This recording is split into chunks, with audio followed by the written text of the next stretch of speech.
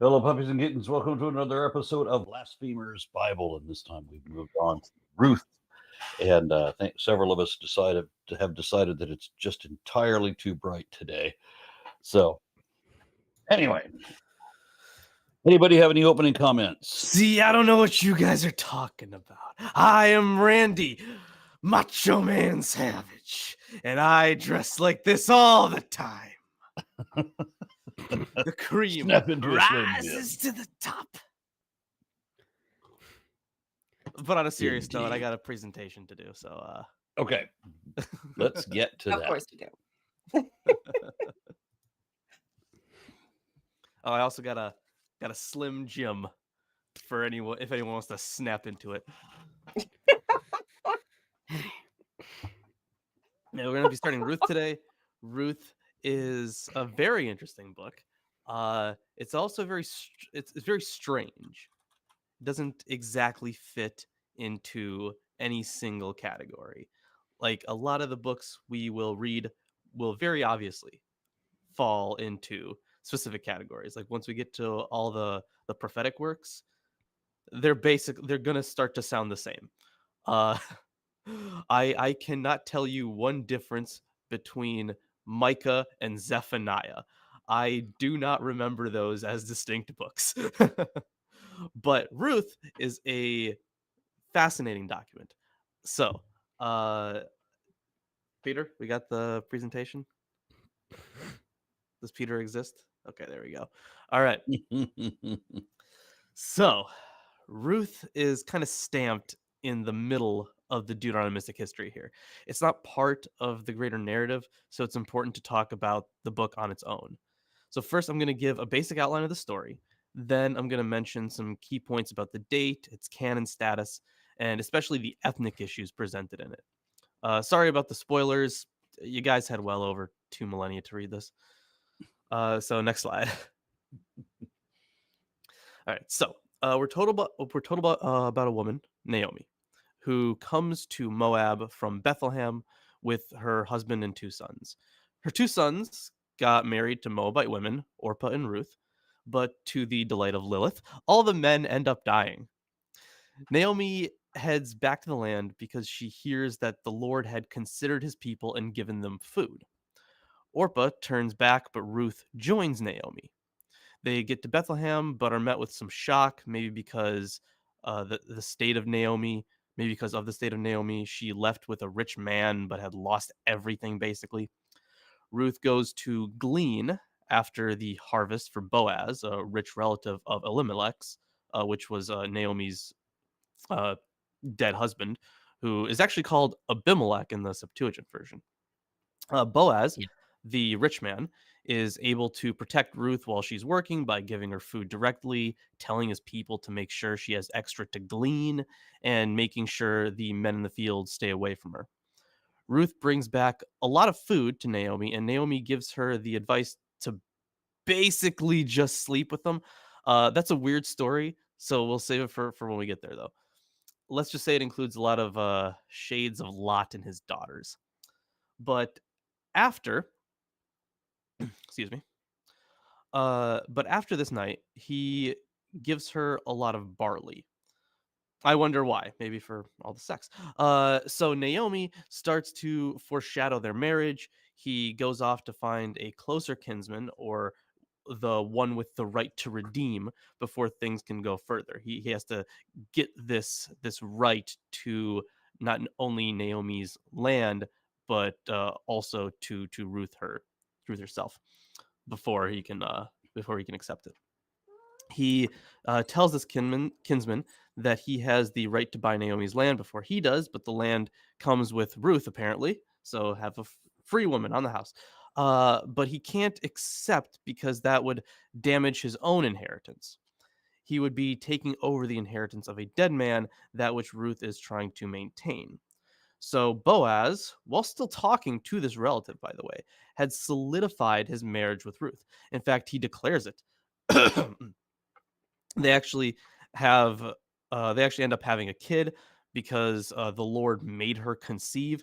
The son was named Oved, who is said to have become the father of Jesse, the father of David. So we can go on to the next slide here.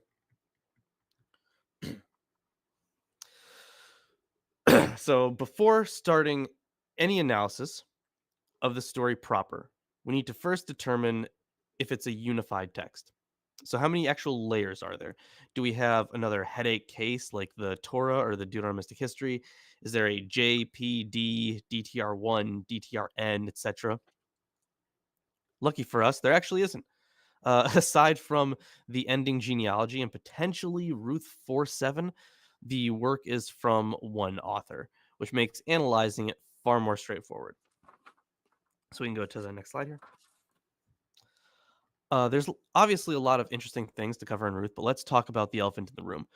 Why is the book here? Why is it now in the middle of the Deuteronomistic history? Well, for that, we have the Septuagint to blame. Hebrew tradition historically placed it as part of the writings, one of the big segments of the Tanakh, along with the Torah and the prophets. The Septuagint placed it chronologically because of verse 1, where it says, "In the days when the judges ruled." It also ends with a reference to David, so the Septuagint translators saw this as kind of a bridge between the judges period and the story of David's rise that we'll soon be getting into.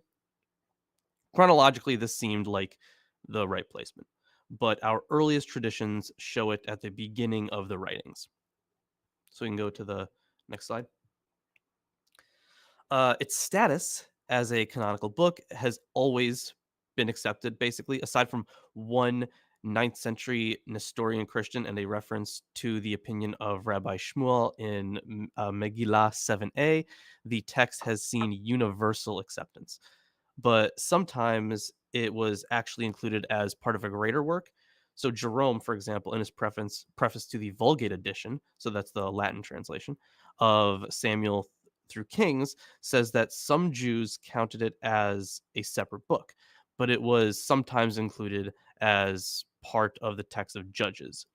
This actually isn't uncommon in canon history. A lot of times you see books like Jeremiah and Lamentations being combined into one, so this isn't out of the ordinary. So he notes that sometimes Judges was combined with Ruth and Lamentations was combined with Jeremiah, making a 22 book canon instead of a 24 book canon. 22 was the traditional number of books to align with the letters in the Hebrew alphabet, but sometimes these two books, Lamentations and Ruth, were separated for a 24 book canon. If anyone's wondering, there is no evidence for a 23 book canon, by the way. It's just the 22 and 24 book canons. What's super interesting, actually, is how rabbis would often refer to scripture. They would say that specific books would defile the hands. If they did, the book was considered scripture.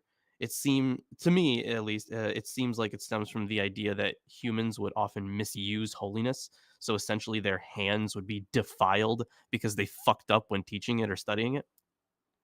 So we can go to the next slide here.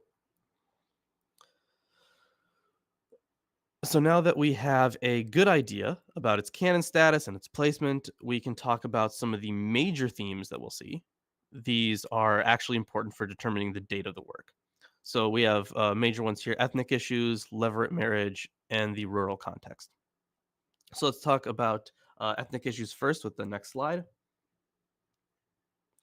So the biggest and most important theme, I think, is that of Moabite relations and other ethnic issues. Throughout the Bible, Moab is constantly referred to as an enemy of Israel. We've already read a few stories like that, and this anti-Moabite perspective will go even harder in the prophets. In this story, Ruth, a Moabite, is seen as good and is readily accepted into the community after she essentially sheds her Moabiteness. Gerald West notes that there is no apparent reason in terms of the plot as to why Ruth is described here in 122 as the Moabite from the country of Moab has lent support to those who claim that the story is dealing with ethnic issues. Honestly, this isn't the only way that the story deals with ethnic issues. They also tie David to a Moabite lineage. The David story gives us an origin for David that is part Moabite, so this isn't too shocking that they gave a more full explanation for it here. Furthermore, we need to note the acceptance of mixed marriages. In the Torah, there are some stories that seem to be very accepting of these, but then there are stories that also give a bad connotation to the Moabites while still maintaining that close relationship. So Tamar and Rahab, for example, there is also a close connection when it comes to people specifically from Bethlehem and Moabite marriages. Ibzan, a man from Bethlehem, marries off his kids to people outside the clan, and I believe that Ibzan is actually often identified with Boaz here.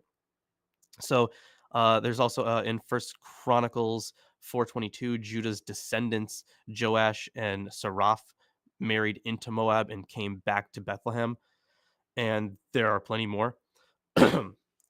Furthermore, the Moabites themselves are described as descendants of Lot, both in Deuteronomy and in Genesis.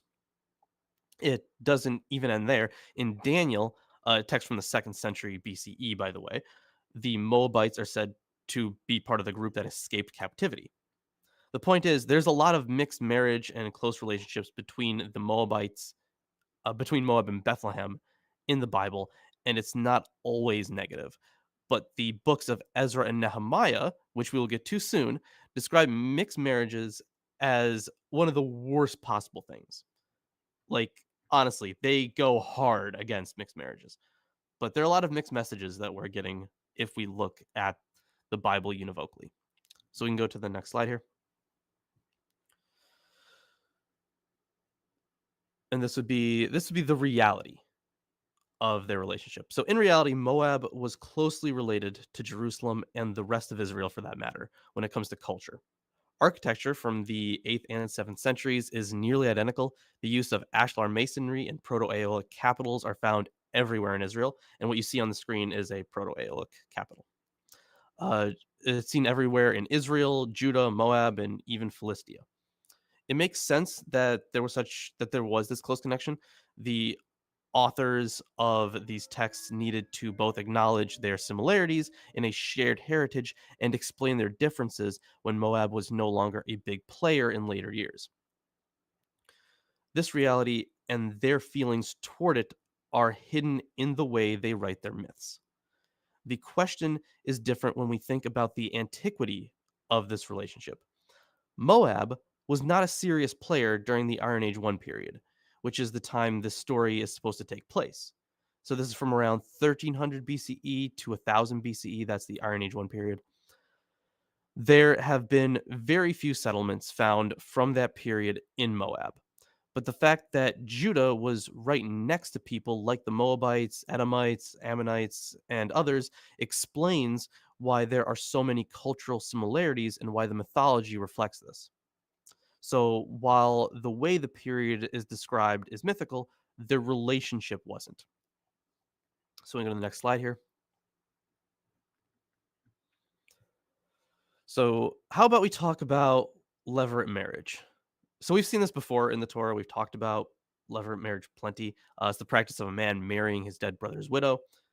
The practice is described in Ruth, but it's pretty different in some significant ways from the picture we got before.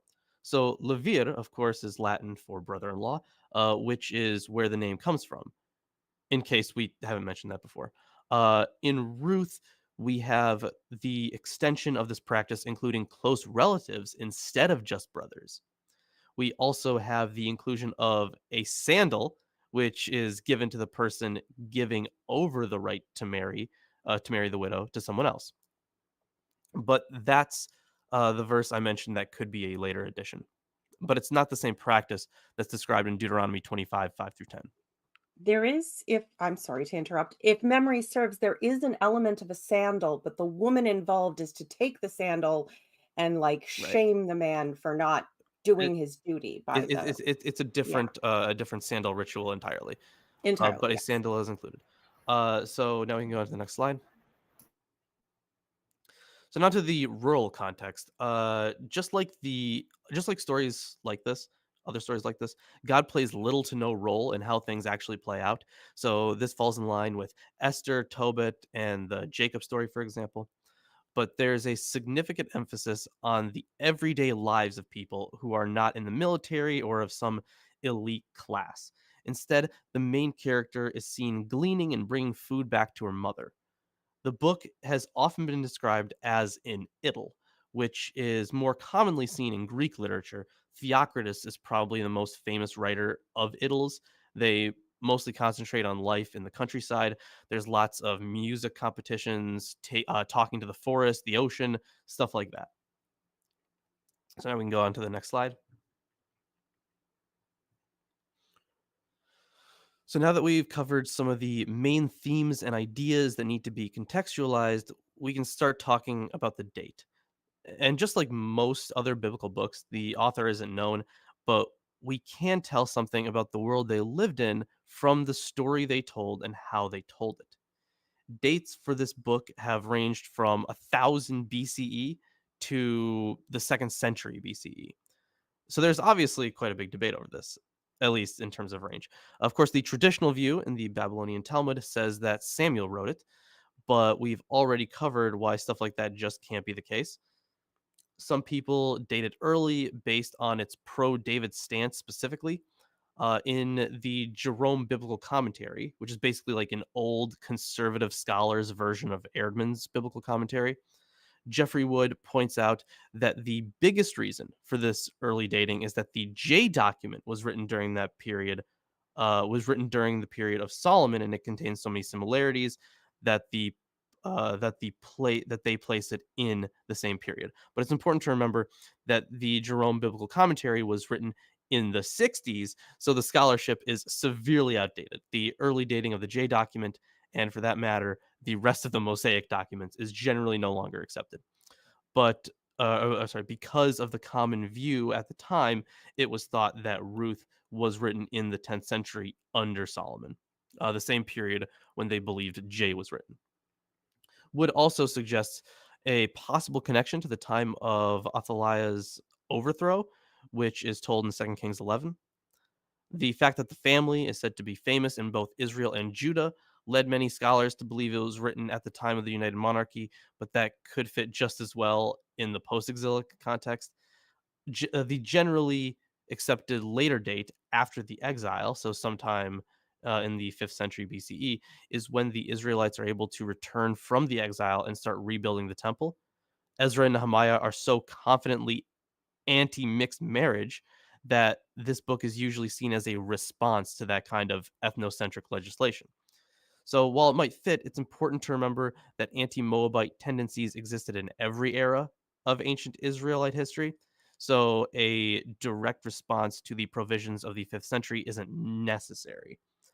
Some people place it super late, at least in my opinion, to the 2nd century BCE, but this is because of the weird, almost messianic language in the end about Oved. But this existed throughout the post-exilic period. Similar language is also seen in the servant songs, for example. So we can go to the next slide. Language itself is often used as a tool for dating a text. We've already seen that there are stories that contain Persian loanwords, for example. That necessarily means that a text is post-exilic. There would be no possible way to have those loanwords in a text that was written before that period. The Book of Ruth contains many Aramaisms, so that has led to some scholars believing that it's a late text. But many of these examples have been dismissed by more conservative scholars as being non-legitimate, as in they argue that the Aramaisms aren't actually Aramaisms. In either case, though, it would be indicative of it wouldn't be indicative of a sorry. In either case, though, it wouldn't be indicative of that kind of date because of a late date or an early date, because some form of Aramaic was in wide use by the mid 8th century BCE. If you remember the Deir Allah inscription, they have a similar issue with a seemingly transitional form of language that's been considered Aramaic. Robert Alter, however, says style is actually the clearest evidence of the lateness of Ruth. The writer took pains to create a narrative prose redolent of the early centuries of Israelite history, but it's very difficult to execute such a project of archaizing without occasional telltale slips, as one can see in the Hebrew of the frame story of Job. Here, there are at least a dozen terms that reflect distinctive late biblical Hebrew usage. as, for example, the verbs for taking a wife, for wait or hope, and for removing a sandal. And another 10 idiomatic collocations occur that never appear in earlier biblical texts. Point is, language doesn't help us here that much, and the text it's really too short to analyze it typologically the way that we could with a work like Genesis, but there are a lot of hints that it points to a later period. So we can go to the next slide. On the connection to Genesis, though, we've already discussed some of the similarities, but there are a few more that place it within the same literary context. People like Tamar and Rahab are explicitly mentioned. These matriarchs are linked with Ruth, and they share a similar theme in their narratives that ties them closer together beyond the theme of matriarch. That's generally revolving around someone being tricked into sleeping with someone else. Tamar, for example, tricks Judah into sex, and Perez and Zerah are born. Since these links are explicit, this led to many people in the earlier days of critical studies to believe that the author of Ruth knew the text of Genesis, but it seems to be a bit of a stretch because it really only shows knowledge about the traditions. There's nothing actually indicative of the knowledge of the text specifically. So this is something that Jeremy Schipper notes. The recent scholarly interest in authorial allusion in Ruth has some effect on the dating of the book's composition, especially for scholars comfortable with claiming that the author alludes to specific Pentateuchal texts rather than simply invoking traditions that are also invoked in those texts. So we can go to the next slide here. So, where do we finally land on this book? The book shows the women as the good guys, mixed marriages are okay, and conversion is also an important theme. It doesn't directly reject other gods, rather, it shows that following Yahweh was just better. To me, that shows a push from polytheism to henotheism, but it could also reflect general language of conversion and monotheism, since the story isn't really about other gods. The Moabites are integrated into Israelite history, which would fit well if we date it post-exilically and take the assertion in Daniel as legit, that the Moabites were part of the group that escaped. It also doesn't show the best knowledge of Deuteronomistic law in their form of levirate marriage, for example. This could be seen as an expansion of the law or just a different tradition concerning it. It seems that traditions are known about other matriarchs, at the very least. David's line had been emphasized under the reign of Josiah. Mixed marriages would have been common during both the exilic and post-exilic periods.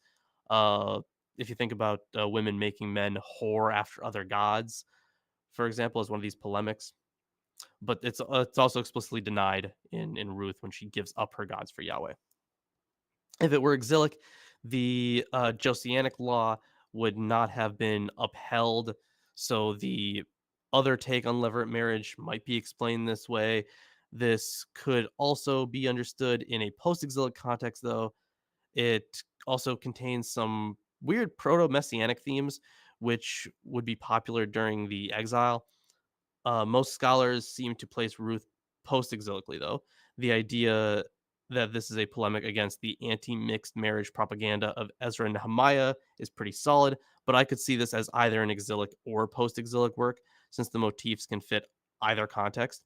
But it wholly depends on the origin and function of the David traditions related to the Moabites, and that's been a debated topic for a long time.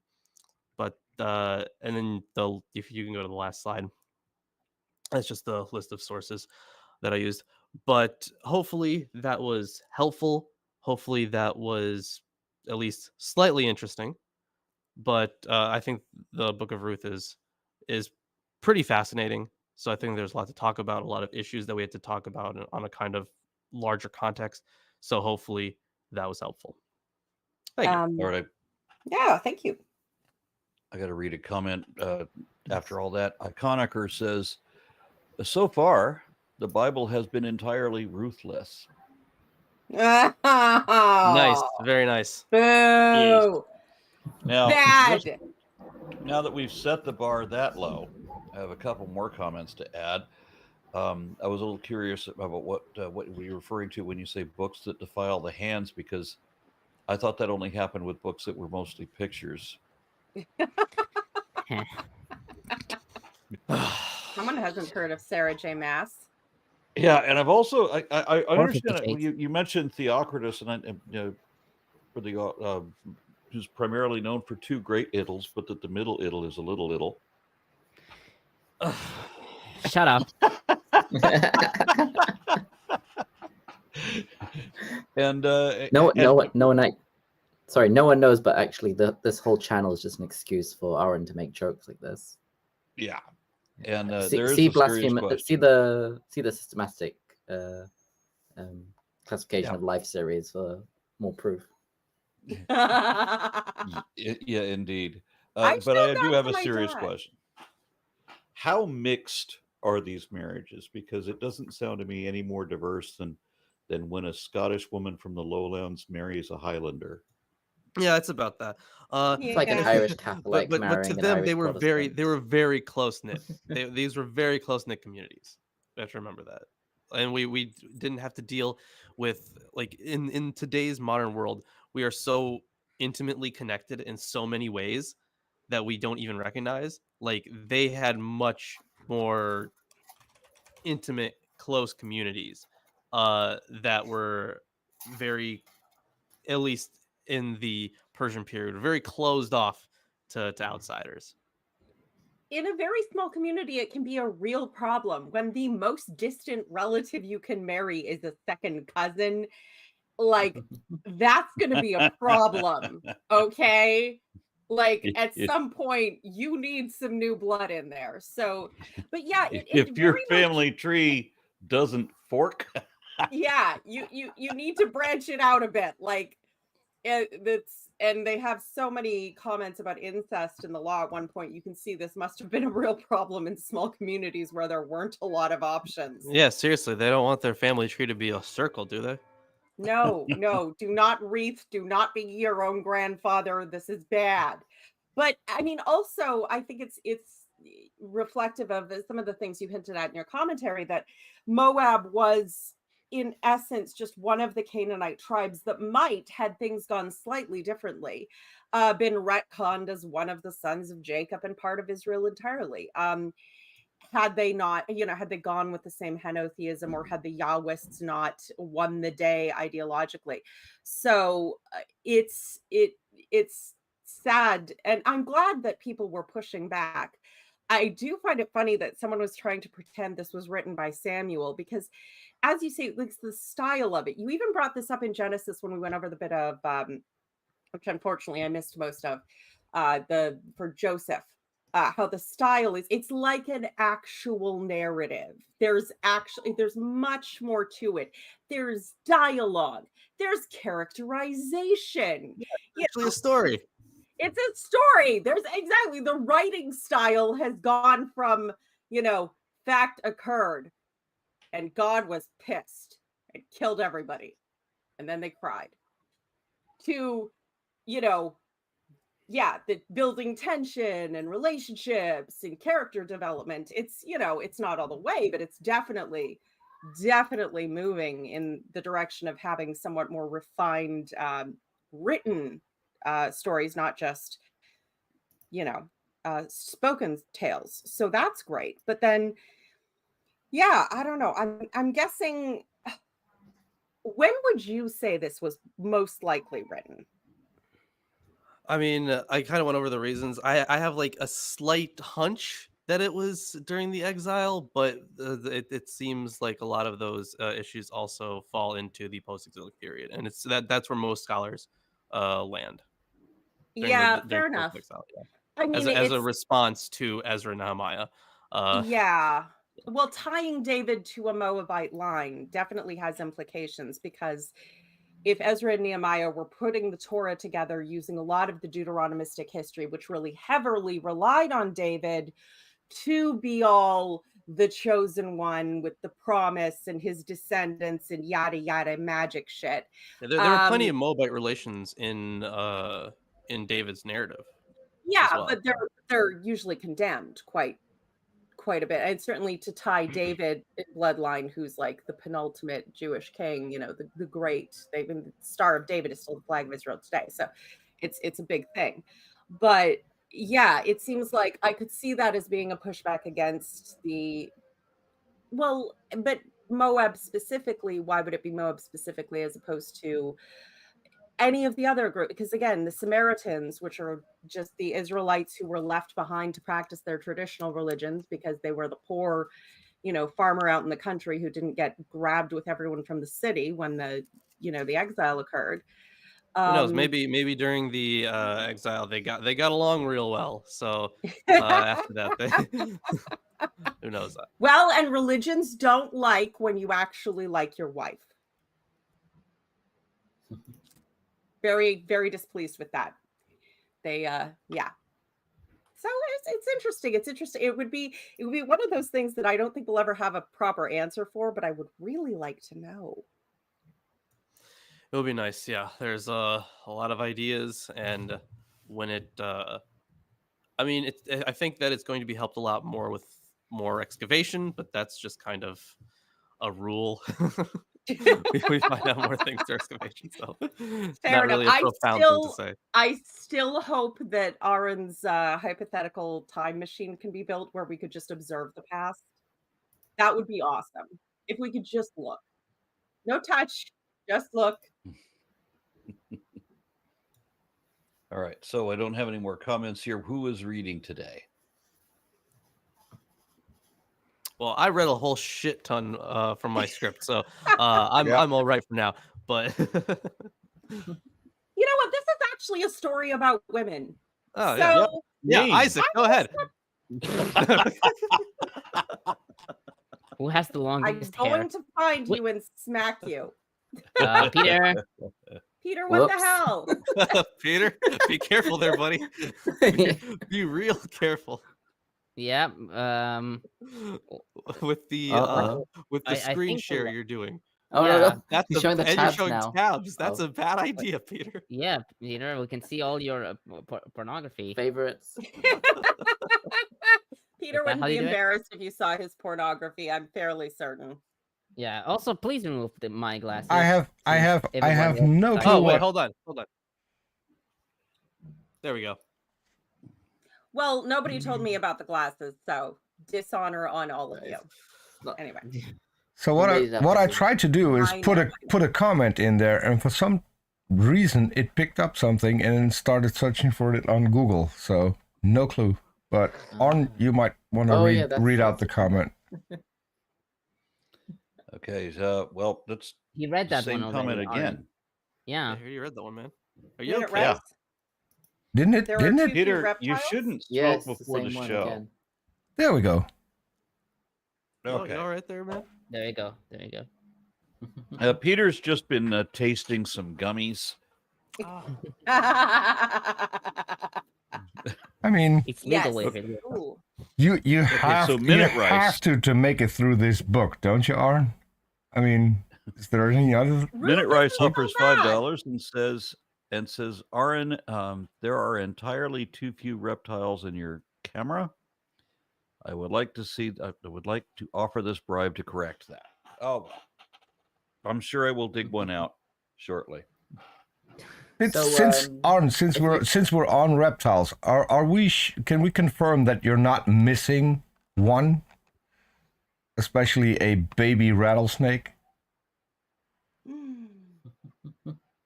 Or did you miss the news?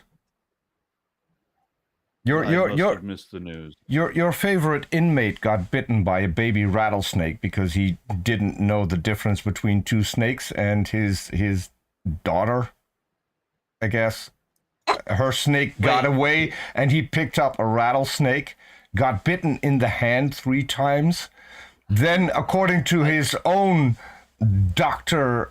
Dino medical things, he started zapping himself with his taser frantically, because that helps when you get bitten by poisonous snakes. And he now knows that it doesn't work with venomous snakes, because they had to take him to hospital where he spent the most painful night of his life after being bitten 3 times. I thought this was walks around with a taser. by far the most hilarious news of the week. So he tased himself. Yes, so when he's you been first- advocating for first that said- on videos. That's when how you do. first said that he couldn't tell the difference between a rattlesnake and his daughter. I was like, what? No, his Yeah. daughter's snake. No. His daughter had a It was snake. 2 snakes. Yeah. So Was- I you have couldn't to tell the wonder difference what is between his 2 snakes and daughter's his daughter. what kind of snake does she have?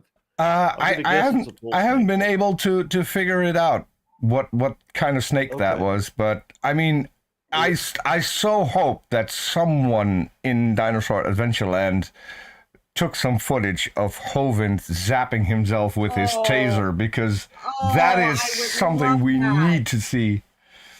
And because remember Anderson, pardon me, that horrible INFB pastor, just the absolute bastard who wants to like break his finger pressing the button to kill all the gays, and he's just the worst. He's one of the worst human beings in the world.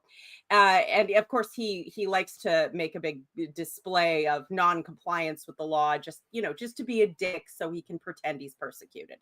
And he tried this with some border officials, and he got tased and screamed like a bitch. And it was awesome. It was beautiful listening to him like screaming and crying, and and but then of course the church releases the security footage with like sad music over it, the playing into the pathos of like, I kept kicking the snake and I got tased, and yeah, it's just, I would love to have that for Hovind. I would love that. That would just, I could fall asleep to that. Thank you for sharing that with me. That made my morning. I mean, I've often mentioned that man is profoundly stupid. I mean, just impressively stupid. But this, well, and we don't Let exactly me tell know. you this. We don't exactly he is know. not the cream of the crop. Yeah, we don't exactly know why the taser didn't work, because he was specific in it. You have to do it in a cross pattern. So you zap it twice in a cross pattern with a taser. And he's tried it out on wasp stings, because that's exactly the same as a bite from a venomous snake, I guess. Like the thing is, because this is something that I don't know if this is a thing in other cultures, but I don't know. Russians do this a lot. If you get a mosquito bite, you just kind of like press on it. You press an X symbol into it with your nail, Mm-hmm. and that makes the itching go away.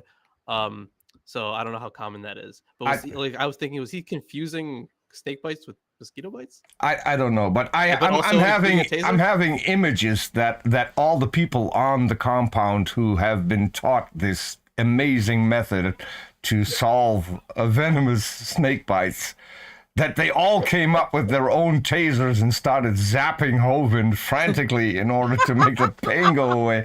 I mean, this would have made my day.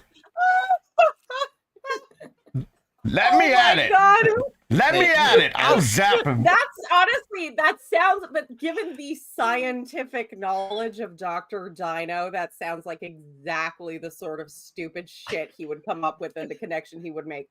Because having venom inserted directly into your body is the same as having a mild itch from a mosquito, just more.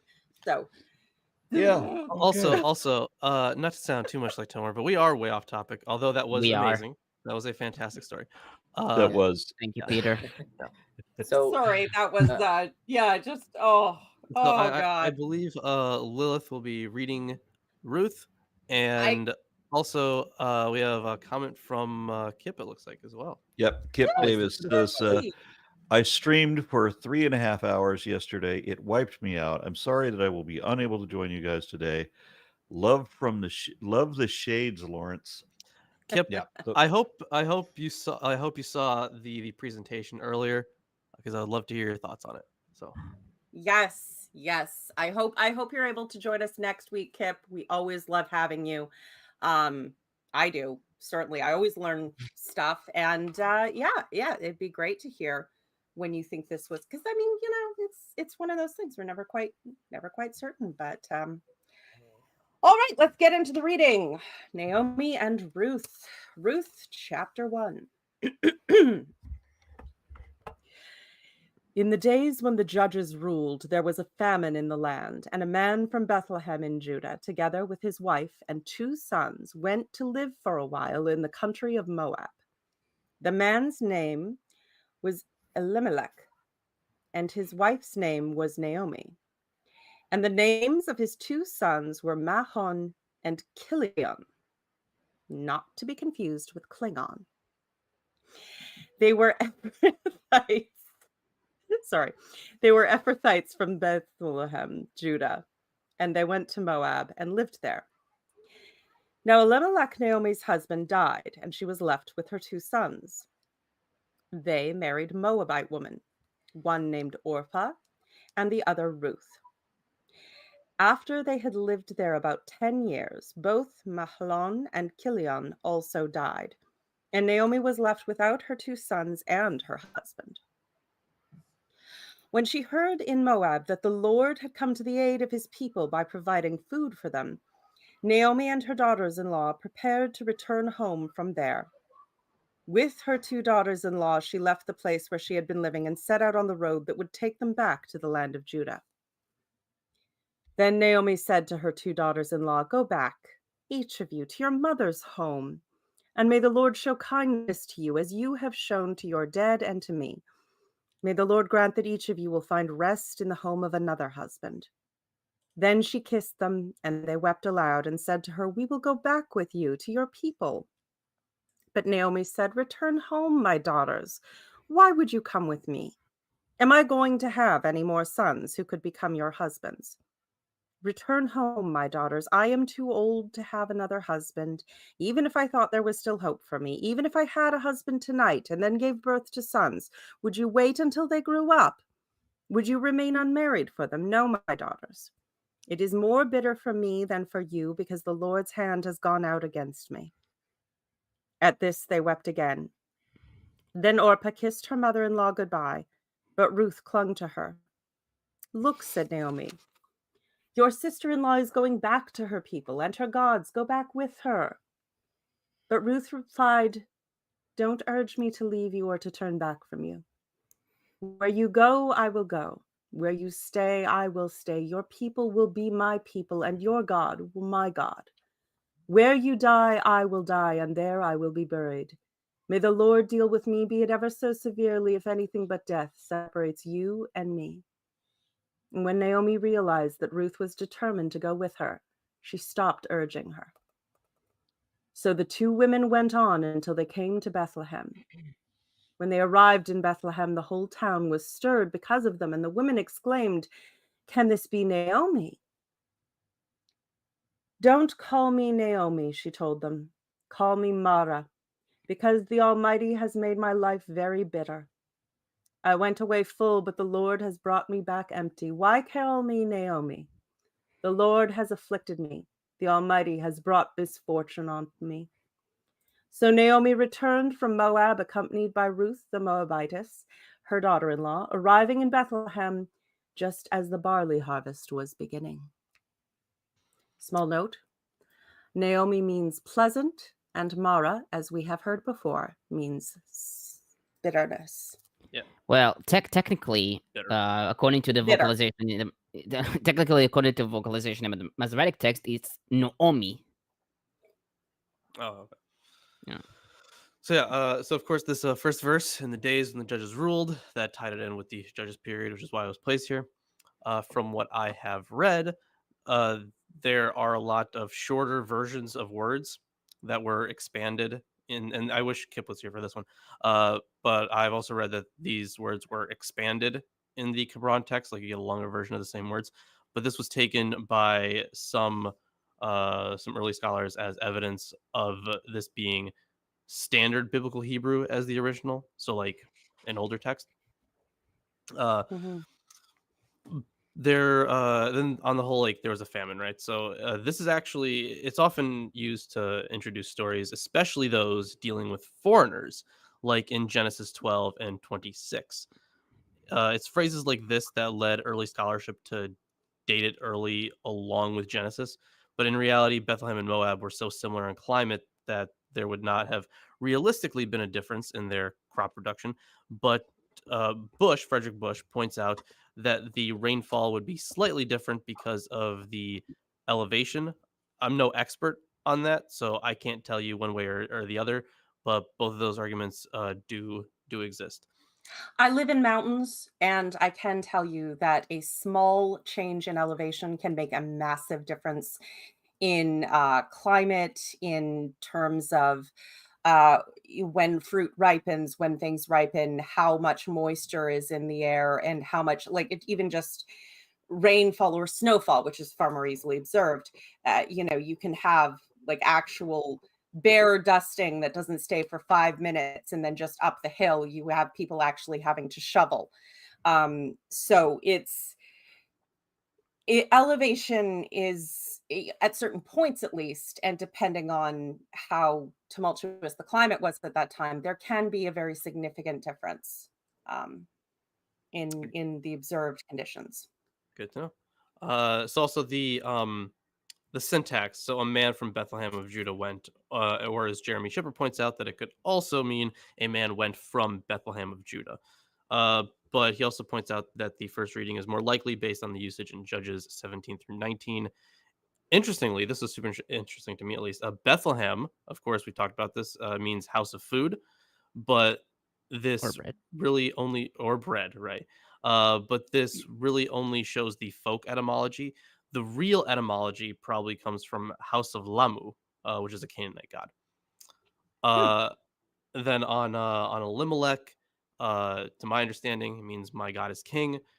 There are some cognates of this name in other ancient Near Eastern texts, but not in the Bible. It's specifically in the Amarna letters and Ugarit. And of course, as I mentioned before, that the Septuagint reads Abimelech there. Vaticanus specifically.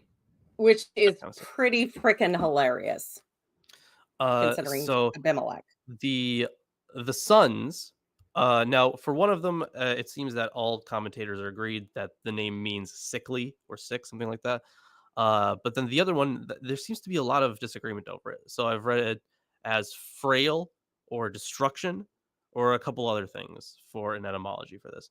But it seems to be that when it comes to these names, right? To me, at least, like, these names are not things that you would name people. So I don't really, you shouldn't really be taking this literally, but because of, I think there's only one or potentially two times that the name actually is used as part of the story. Naomi's is of course one of them, where her name is specifically, like, oh, don't call me Naomi, call me Mara, right? And then the other one would be Orpah, but I'll get to that in a second. The Ephrathites, or Ephrath, they're often associated with Bethlehem and Judah in the Bible. They were a subgroup of Judeans, not to be confused with Ephraim, by the way. First Chronicles 2 tells us that a woman named Ephrathoth is the great-grandmother of Bethlehem, the supposed founder of the town, while in chapter 4 it tells us that she is his grandmother. So the connection between the Ephrathites and Bethlehem was very strong by the time of the chronicler. There's also a tradition recorded in Micah 5:2 connecting them, but it's generally accepted that only the first 3 chapters of Micah are original. But either way, it seems to show this connection between Ephrath and Bethlehem. But yeah, for Orpah, so one possible etymology that I've seen suggests that this name means the one who turns back, but I've also read that it could also mean something having to do with the neck. I forget the whole thing, but something about their neck. And something I did want to mention about Ruth. So Ruth, just like the other matriarchs, was considered very attractive in later Jewish tradition. Ruth Rabbah 4:4 says anyone who would see her would have a seminal emission. That's probably one of my favorite things that I've read. I think there was similar thing said about Rahab, right? Yeah. Yes. Rahab. So this is supposed to be like during a period where Israel was either being oppressed or destroyed in war or suffering from a drought, something like that. The reason that to flee. But either way, her coming back in the first place is already unexpected, especially if you consider the name Bethlehem, right? The use of and I'm sure Tomer has more commentary on this one, but the use of the feminine singular in 1:6 suggests that only Naomi was the one who set out. And then I've seen this translated differently. So look after or considered his people. It's very often used to show that God has made something that is infertile fertile again, whether that be land or a person. So that terminology was also very common during this period. So I can see why there were more ties into the Genesis narrative with this. Orpah, of course, returned to her people and to her gods. And while different readings exist, Schipper argues that this means her ancestors. He bases this on the cultural relationship built in the next verse, where Elohim, death, and burial are linked to national identity. While it is true that Elohim can refer to an ancestor like Samuel, perhaps one that was deified, I think that national identity can also be linked to the worship of a nation's god. So death and burial are already modes of national identity, and while ancestors are certainly another way, I don't think the understanding of gods here makes the parallelism go away, as in it still maintains the nature of ethnic identity and parallelism with the next verse. So translating gods here really isn't a problem, at least for me. Yeah, we forget that like religion, it has historically through most of human history been more about culture and less about belief. Yeah, for a lot of it, yeah. Tradition, part of your in group. It's and that in that sense has been part of this very important coherent interworking of human society. But also, I mean, for me, I look at this obviously as a woman. I'm looking at this connection between these women who, in a patriarchal society, do not have a lot of power and are trying to band together to survive and looking for ways to survive within the structure of this culture that, again, gives them very few options. And, can you go back to your parents? Sometimes yes, sometimes no, might depend on the parents, might depend on, and it's the fact that she's willing to travel to a place she's never been, to an insular community that may not look well on her, and glean in the fields. That's definitely indicative of a close bond between the women. But it's interesting that text is so frequently used in weddings, usually heterosexual Christian weddings. The Lord do me more to me, and so to me, and more also if aught but death separate you and me. And yet this was not a commitment of that kind. This was a commitment between two women banding together to survive desperate times. And yeah, the nature of the relationship is very different. Yeah, which is why, the thing is, the worship of gods at their cult places was it was big communal importance in religions like that. But the thing is, kind of going off what you're saying, that there's a reason why, Ruth is all like, your people will be my people, your God will be my God, where you die, I'll die. So this full asking to be fully integrated into the people of Judah. So significantly, I'm sure you guys noticed. I actually don't remember what your translation said there, Lilith. Did it say Almighty or did it say Shaddai? It said Almighty, Shaddai. but I have Yeah. I always heard it pronounced Shaddai. Oh, But I Shaddai. put Shaddai in the Okay. notes. This is an NIV. It's like I said, Sure. I've repurposed an older Bible for my duct tape Bible. Yeah. So So I mean, the word there is Shaddai. So generally it's translated as Almighty. The Greek uses Pantokrator often, so all or wholly powerful. The Latin uses omnipotens, which is where we get omnipotent from. So in the text, it might be used as a signal that God will be behind all the upcoming actions, but it's really not much. We That have was talked. the way they treated gods. God was just the natural power doing whatever the fuck it did. Right, yeah. So we have talked about Shaddai being one of the names of God before, so I won't labor it too much, but it probably means, the one of the mountain, and was used as an epithet for El. It was appropriated for Yahweh in later years. It also appeared as a title for the gods in the Dear Allah texts, which we talked about in the Numbers 22 episode. Are we so ready to move on to the next chapter? I think Tomer probably has some Tomer has- commentary. Yeah, Oh, my God. seems like Omer people has have not forgotten started that I his exist. commentary. Yeah, almost the same length as Exodus 20 and Deuteronomy 6, if I remember correctly.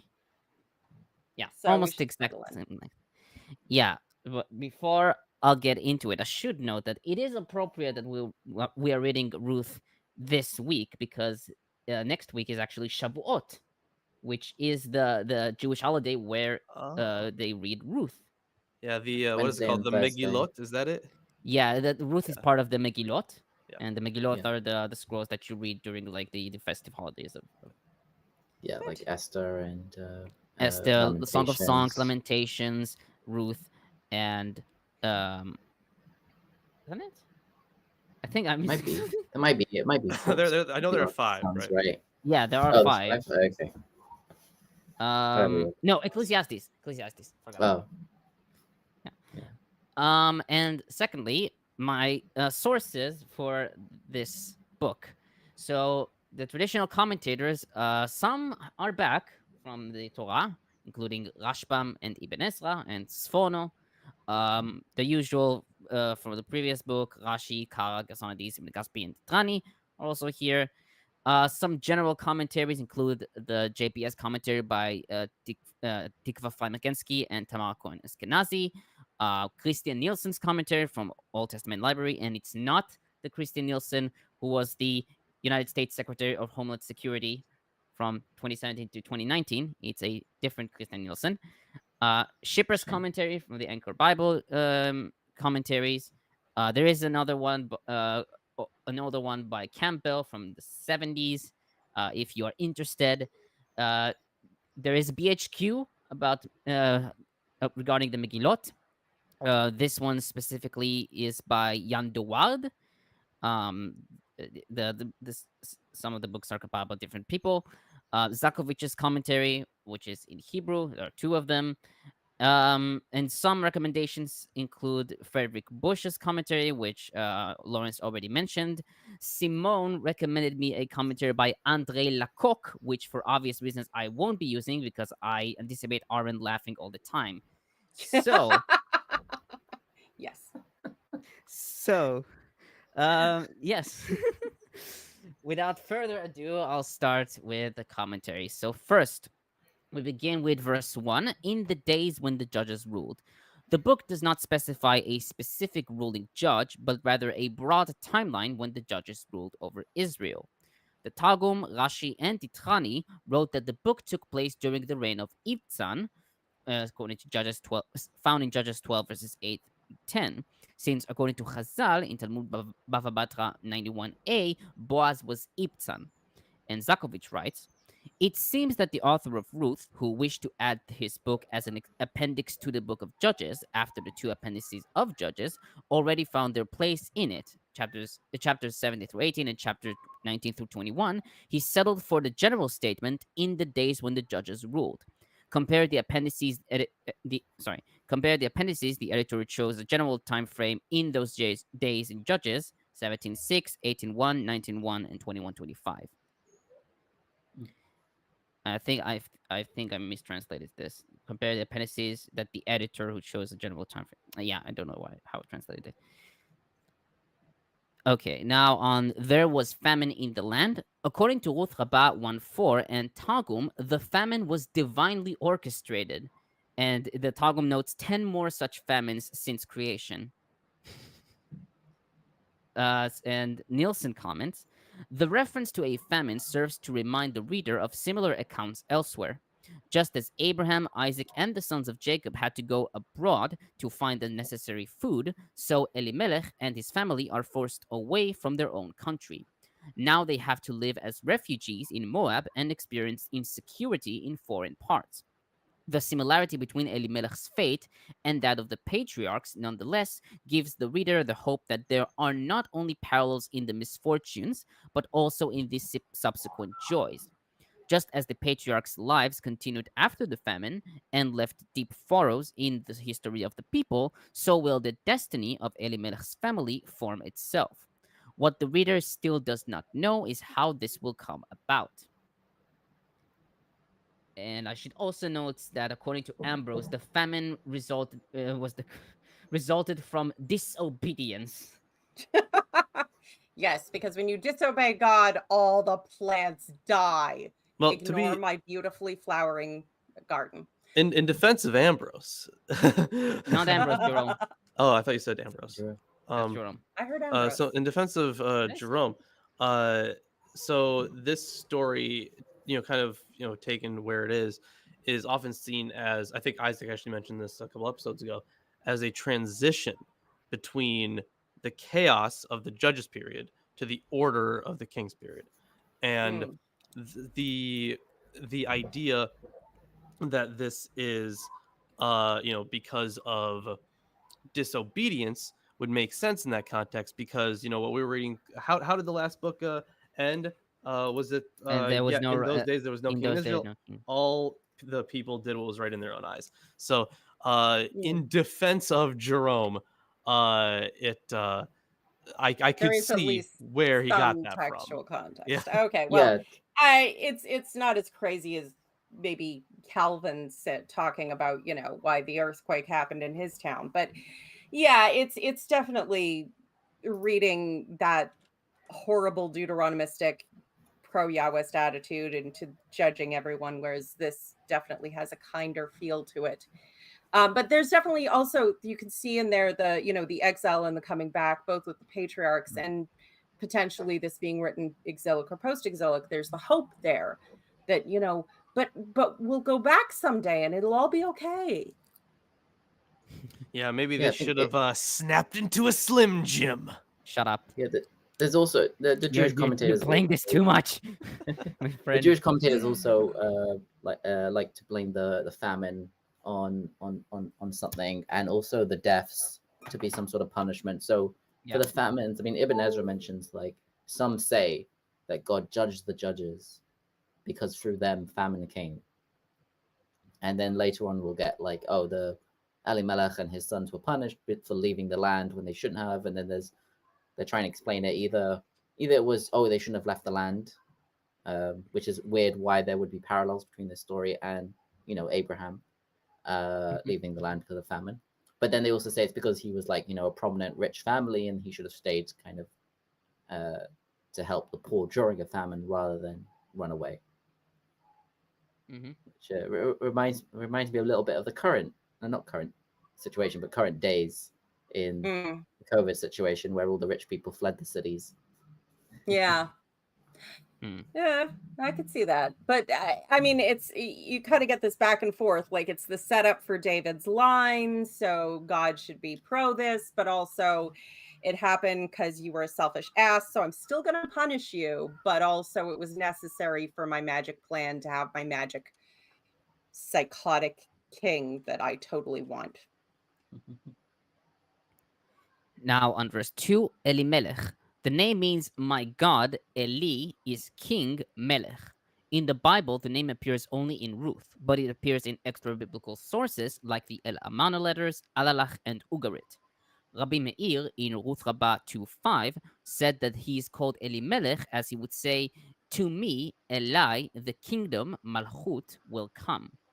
Likewise, Schipper notes that some scholars read the etymology of the name against the backdrop of the concern over a lack of kingship at the end of Judges. Vaticanus has Abimelech, a more common name in the Bible, seen in Genesis chapters 20 to 21 and 26, and Judges 8 through 9.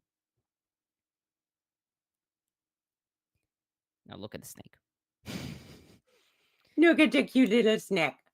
Yeah. His Now danger noodle. Now, on Naomi, the Masoretic text has the vocalization Noomi. Her name is derived from the root nun ein mem, to be pleasant. Eskenazi and Frymer-Kensky wrote that the name is an old one, appearing already in Ugaritic texts. Rabba Meir in Ruth Rabbah 2:5 said that she was called Naomi because her actions were fine, na'im, and pleasant, ne'imim. She later refers to herself as Mara, bitterness, in verse 20. Nielsen writes that this double naming, quote, reflects the development through which the action moves, from Naomi lamenting her suffering before the women in Bethlehem to the point where she again stands among them with the newborn child in her arms, quote.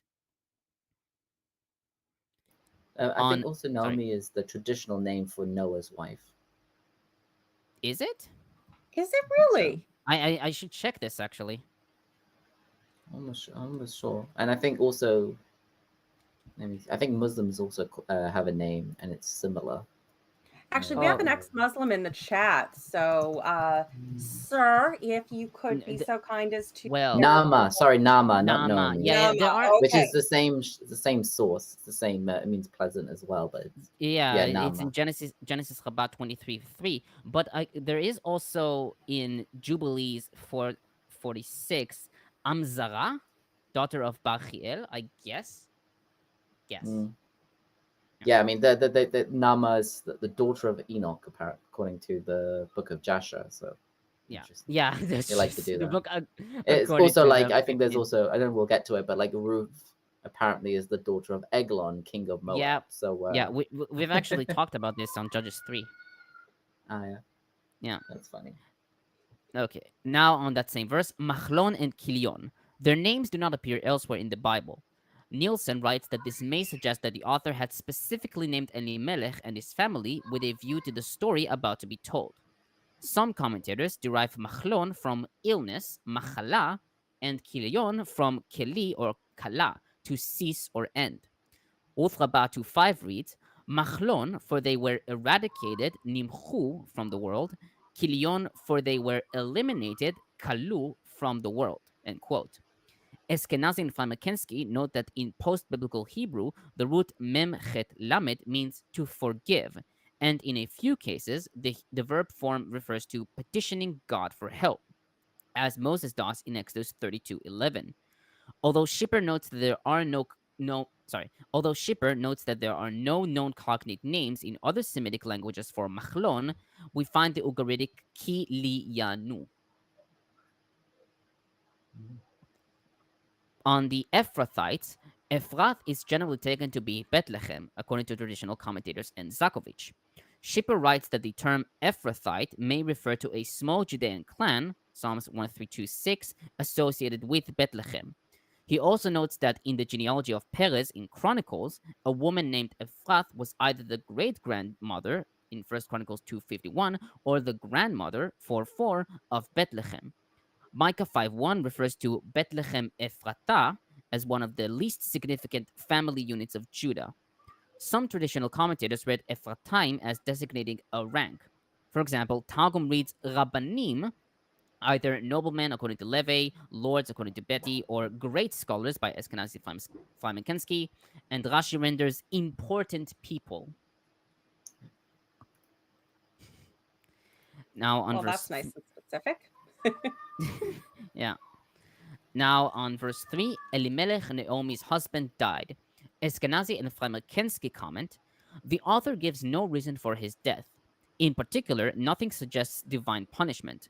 But later Jewish traditions accuse Elimelech of having deserted his people, Ruth Rabbah 1:5. By now identifying Elimelech in relation to Naomi as Naomi's husband, quote unquote, the narrator signals a shift in focus, foregrounding Naomi as a key protagonist.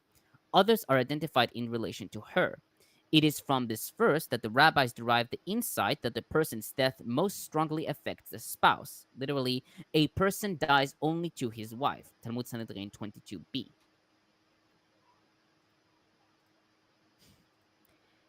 Now on verse 4, Moabite women.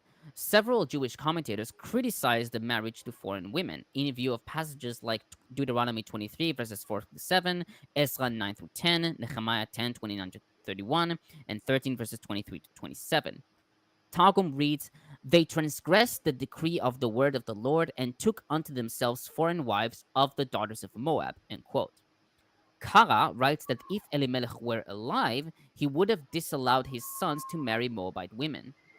Ibn Ezra, Gersonides, and Ditrani wrote that the women converted to Judaism. Zakovitch, however, writes that there is no hint in scripture to indicate that they were converted, and already Uthrabat 2:9 states that they were not converted. And Nielsen comments, "The son's marriage to Moabite women involves both a stabilizing of the situation in Moab, but also the risk of a crisis. On the one hand, the family now has a chance of surviving. On the other hand, it may be lost to Israel forever." Compare the story of Abram and Sarai at the court of the Egyptian king in Genesis 12:10 forward, or the parallel stories in Genesis 20 and 26. The text itself contains no evaluation of the son's marriage. It simply states that it as a fact, leaving the reader to consider whether the following events are a consequence of their marrying foreigners.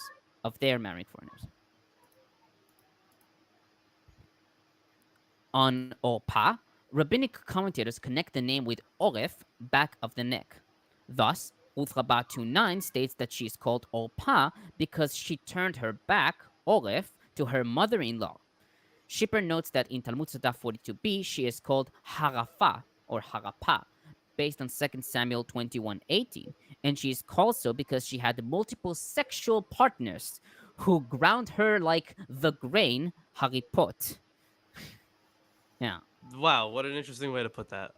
Yes. So I have read that some early scholars, at least, because only two of the names are used significantly in stories. So this Mhm. would be a potential second one. So you have Orpah and Naomi, of course, that they interpreted the names as well. Maybe they were, maybe they were real because only two of them are used in any kind of significant way in terms of the story. And I'm like, listen, you wouldn't like in the modern world, scholars have come to realize that it's actually really weird to name your son Sickly. So that's probably not a real Yeah. name either. So yeah, it is just taken as The walk-on characters that are only there to set up the narrative and die or leave in the first chapter, probably not real names. Just a thought. But the idea that they're slut shaming this poor girl because, when the entire family she married into, all the men die, and her mother-in-law says, "Go back to your family, you'll be safer there. I'm leaving to go back to my land that you've never been to." So she goes and presumably marries someone else eventually. So they want to slut shame her for it. Like, what a shitty thing to do. So I haven't finished my commentary, of course. Yeah, that's the yeah. Thank you, Peter. So Frymer-Kensky, Frymer-Kensky connected the name to the Ugarit Arab, which means cloud, and is found in Psalms 68:5 in the divine epithet, the rider of the clouds. Zakovitch proposed that the author chose an unknown Moabite name to enhance the impression of the book's authenticity. Now, on Ruth, the exact etymology of the name is unclear. The Peshitta reads her name as Re'ut, which means friendship or companion. Eskenazi and Frymer-Kensky note that in the Mesha inscription, we find the form Rut, or RYT, satiation. That's how they render it. They also suggested that the name may derive from the root Resh Vav Hey, overflowing with moisture, seen in Isaiah 58:1. Schipper notes that in Jeremiah 31:14, a Hebrew verb deriving from Resh Vav Hey parallels a verb deriving from seva, or sova, to be satisfied or full. Thus, if Ruth's name derives from this root, there could be a pun in the phrase she, Ruth, was satisfied, sova, in 2:14. According to tradition, Ruth was the daughter of Eglon, king of Moab, found in Judges 3, and also Talmud Sotah 47a and Ruth Rabbah 2:9. Oh, and I should also note that the Christians uh, Ambrose writes that Ruth is included in Jesus' genealogy because her righteousness exceeded the law. Of course. Man, I can't wait to get to what is it, Ruth 3? Yeah, that's one righteous one right there. Yeah. Yeah, well, I mean, purity I think it's culture. pretty cool, but That's how the good girls do it. yeah. Oh yeah, Oh, absolutely. no. Sneak up in the middle of the night and be like, "Hey, baby." Show me your feet. we're gonna talk about that. God. I love how purity culture in my teenage years would always preach about this and try and make it about like them being chaste when that is not. That is not. Eh, it's a kink. So on verse 5, both Machlon and Kilion died. Targum associates their death with them marrying Moabite women. However, Betty notes that in Talmud Bava Batra 91a, their death, as well as Elimelech's, are explained as a punishment for leaving Palestine unnecessarily. Schipper writes that while some scholars propose that their deaths were divine punishment for marrying Moabite women, he writes that Yahweh does not punish or show disfavor towards anyone in Ruth. In fact, Yahweh does not express any opinions or emotions in Ruth.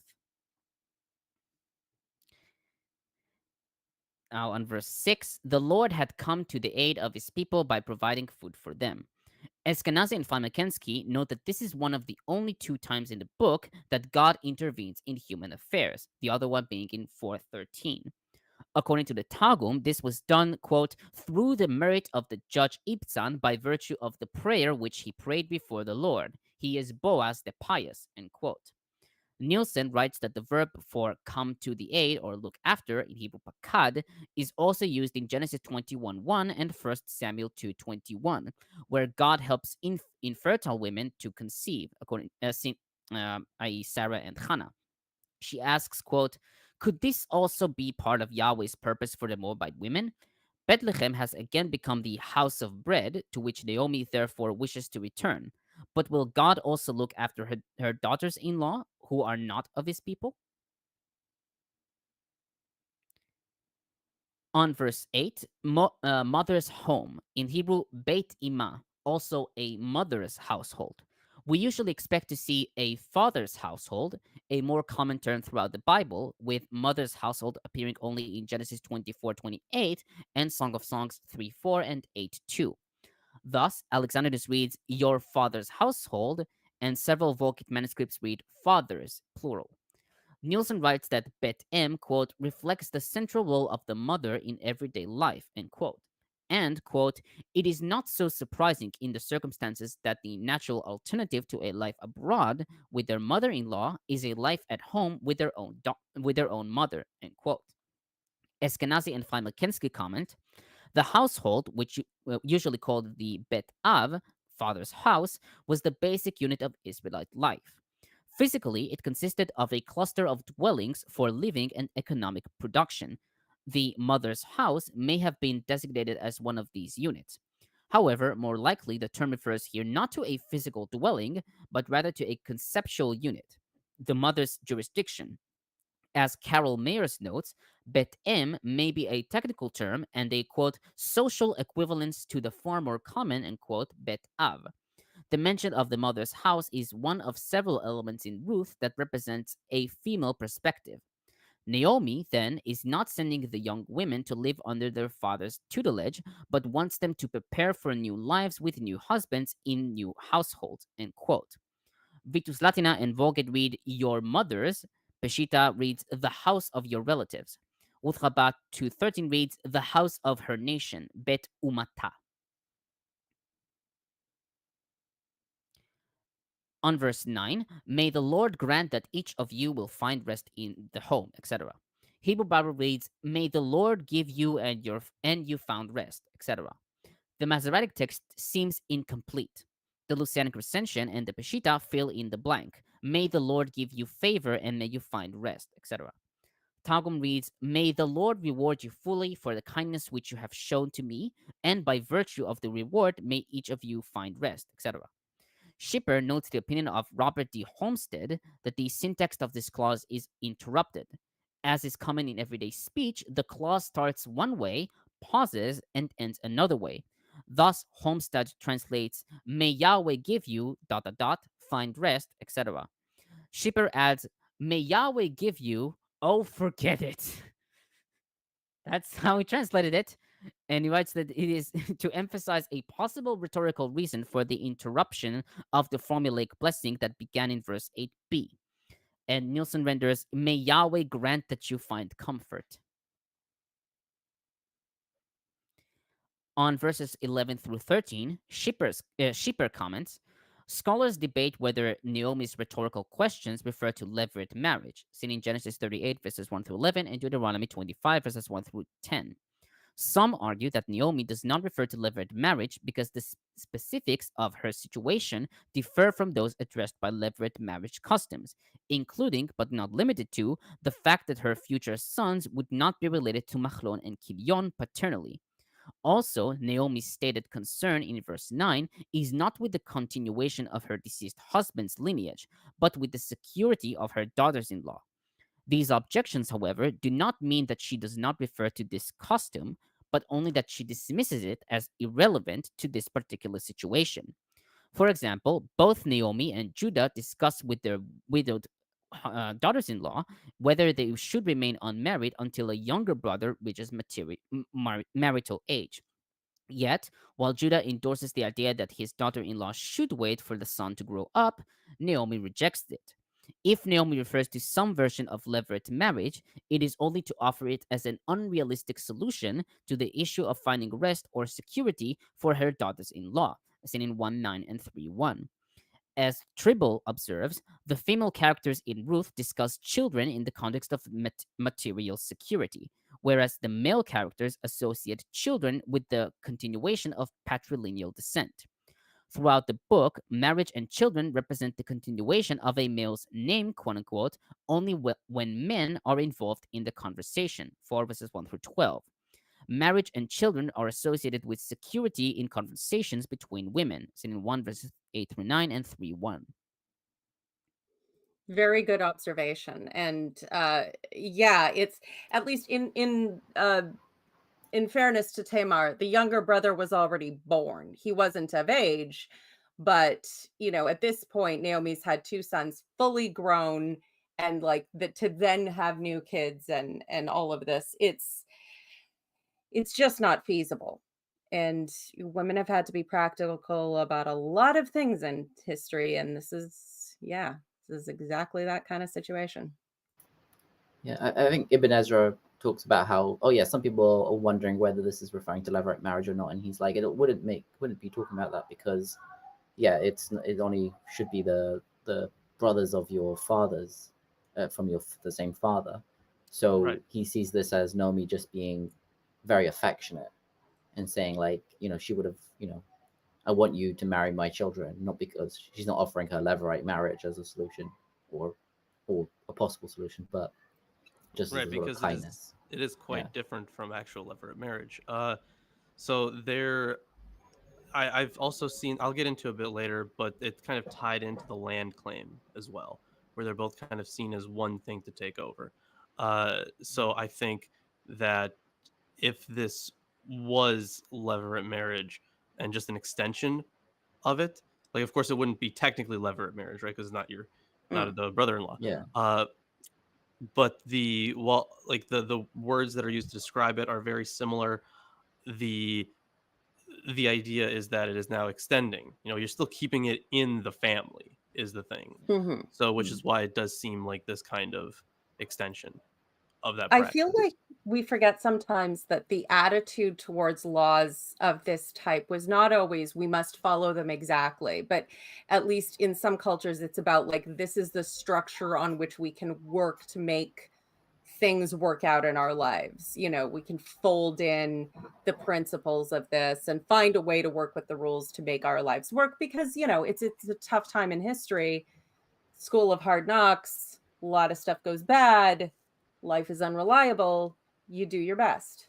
Yeah, I think Bush actually points that out. How like these were not things to be followed to a T. Mm-hmm. This was not an exhaustive law code. Yeah, And yeah, it was a guideline that you do your best with. And also the Jewish commentators also, maybe they don't agree on it, but some of them do say that their original marriage wasn't like a Jewish, like lawful marriage. It would have been like Ruth and Orpah didn't convert, and Ruth only converts during the whole conversation with her mother-in-law, kind of, where she says, "I will come to your people and your God." So so they hadn't converted, and so weren't married lawfully, and therefore, first of all, Levirate marriage wouldn't really be relevant, and second of all,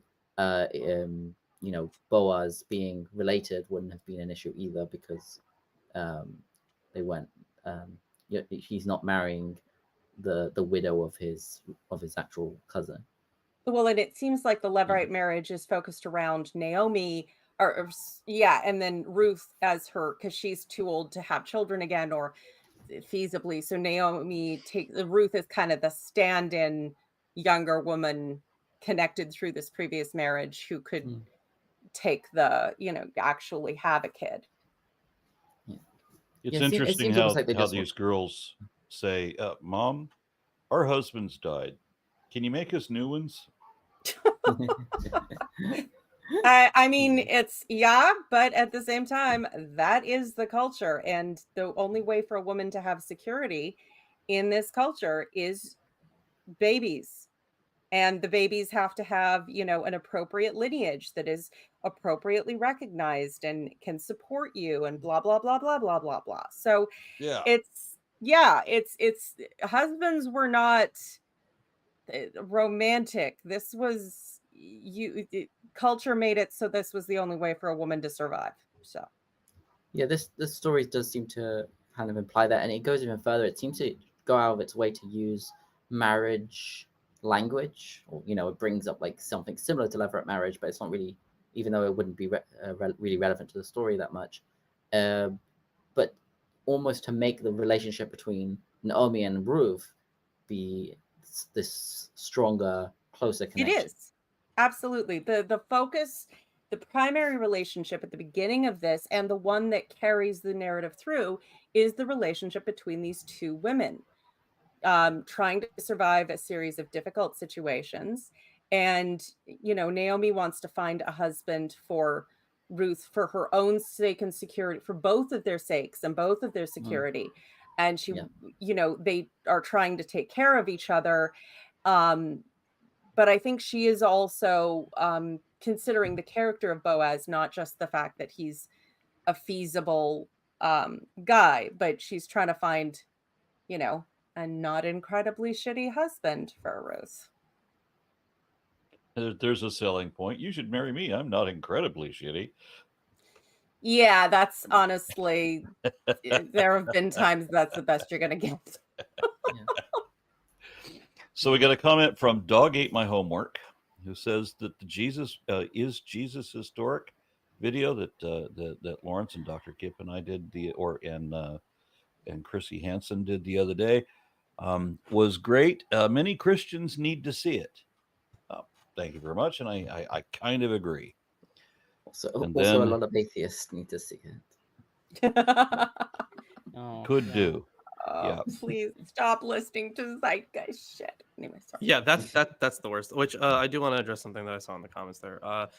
That my mocking of mythicism specifically was reserved to the most fringe groups, the ones who are like Jesus was invented in Nicaea, or they go the zeitgeist route, something like that. Right. That is where Okay, my ridicule is reserved.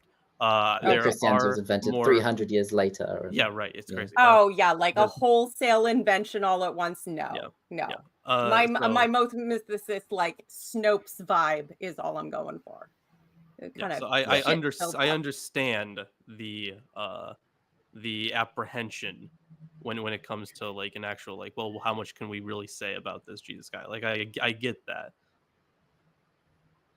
Yeah, and one of the things that I wish that I'd pointed out was that the fact that we don't have Jesus, when we're going to argue about whether Jesus was a historic character, there is the fact that he's not actually mentioned in history. So there's the technicality of that. Certainly, when in reference to Jesus being King of the Jews, you would think that there'd be some record if that were the case. Then Trevor and Wright said, "What's your thoughts about the Naomi experience with famine? This narrative is being used as a double standard to portray her people negatively in the story, despite her being a good person." I think Well, I that's mean, the something thing you is, can kinda her argue. people aren't really seen as bad. I mean, the inclusion of the famine, yeah. If we take that as a disobedience thing, yeah, that's mostly in the context of uh, there's a name for it. I forget what it's called, but there was this feeling during the exile and post-exile that the reason that bad things happened was because they pissed off God somehow. That was essentially a universal feeling among the Israelites at the time.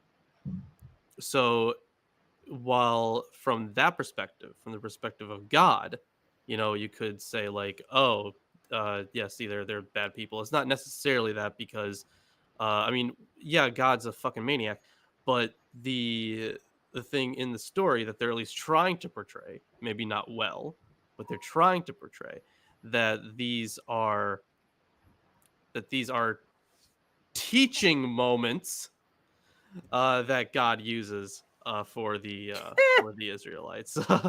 That is something that's their copium. That's their big copium, right? Yeah. So in terms of the narrative, it's not really saying like, well, these people are inherently bad or anything. I actually want to bring up an important point in the distinction between what we might call collective guilt and what we might call individual guilt. And this is something that Christianity, one of the most fucked up things morally Christianity does, although that's a long list, is to completely try and confuse these things and move the distinction. If you talk about bad things happening to people who deserve it, there's a difference between collective and individual. You look at something like the French Revolution and the Reign of Terror. Horrible time. Also, the aristocracy as a collective had been shitty enough for long enough to the people they had power over that level of rage and vengeance makes sense. Does that mean everybody who got the axe deserved it 100% as an individual personally? No. But the kickback that you're looking at, were the people justified in being that upset? Yeah, probably.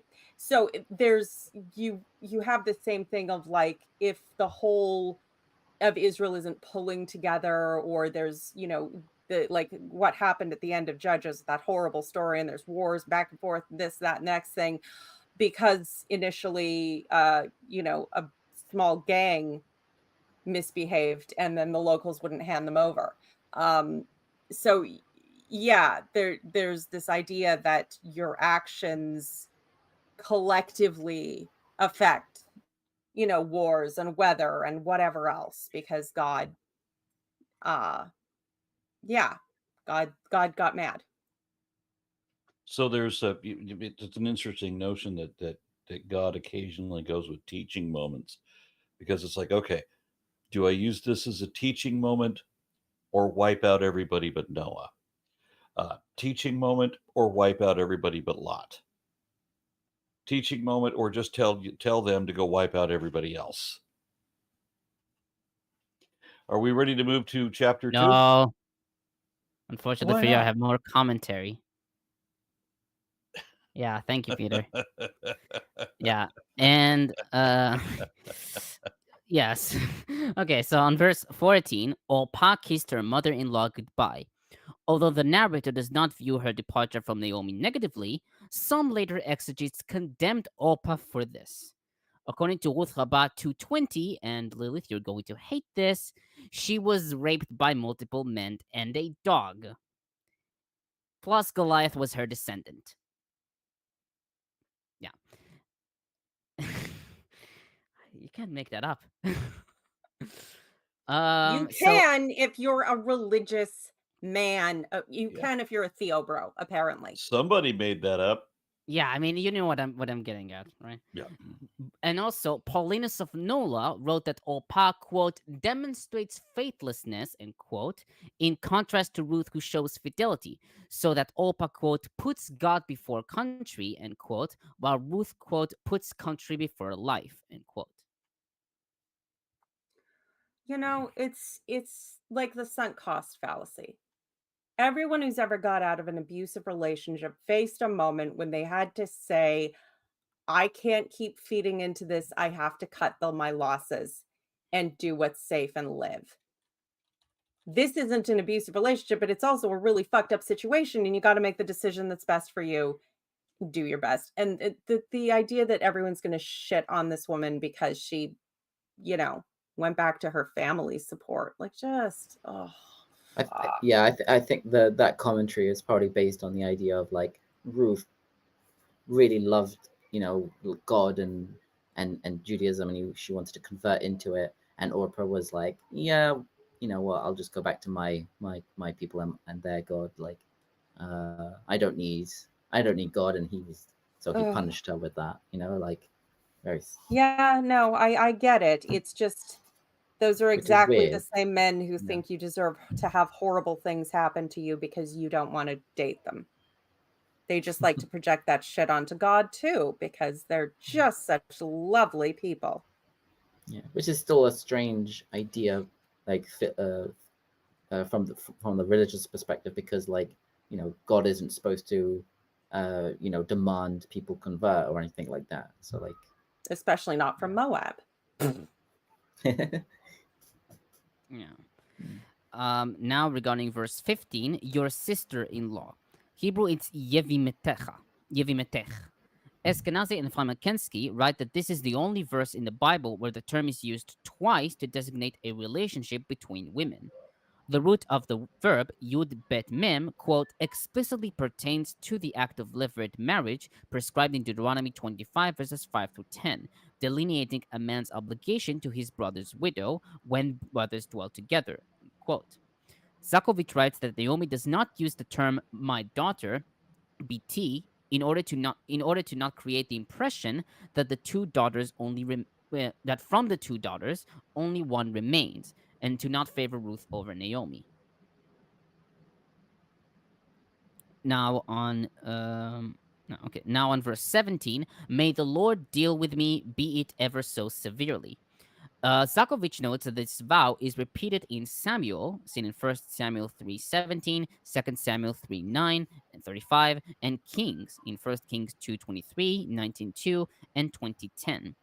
He further writes, the phrase may he do, ko ya'aseh, usually hints in some way to the punishment of that who bears false testimony, whether the utterance accompanies a hand gesture, which symbolizes the punishment, such as passing it by the neck, or that the wording hints to an ancient ritual of dismembering an animal, seen in Genesis 15, verses 9 through 10, and Jeremiah 34, verses 18 through 19, or whether the vow maker is satisfied with the word ko, and does not mention the punishment explicitly because he is reluctant to mention what might happen to him if he breaks the oath.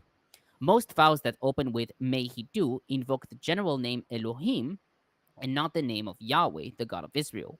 From this rule, only two vows are exceptions. Jonathan swearing in the name of God in 1 Samuel 20:13, possibly to bring the name of the swearer, Jonathan, closer to the name of God he swears by, and here in Ruth.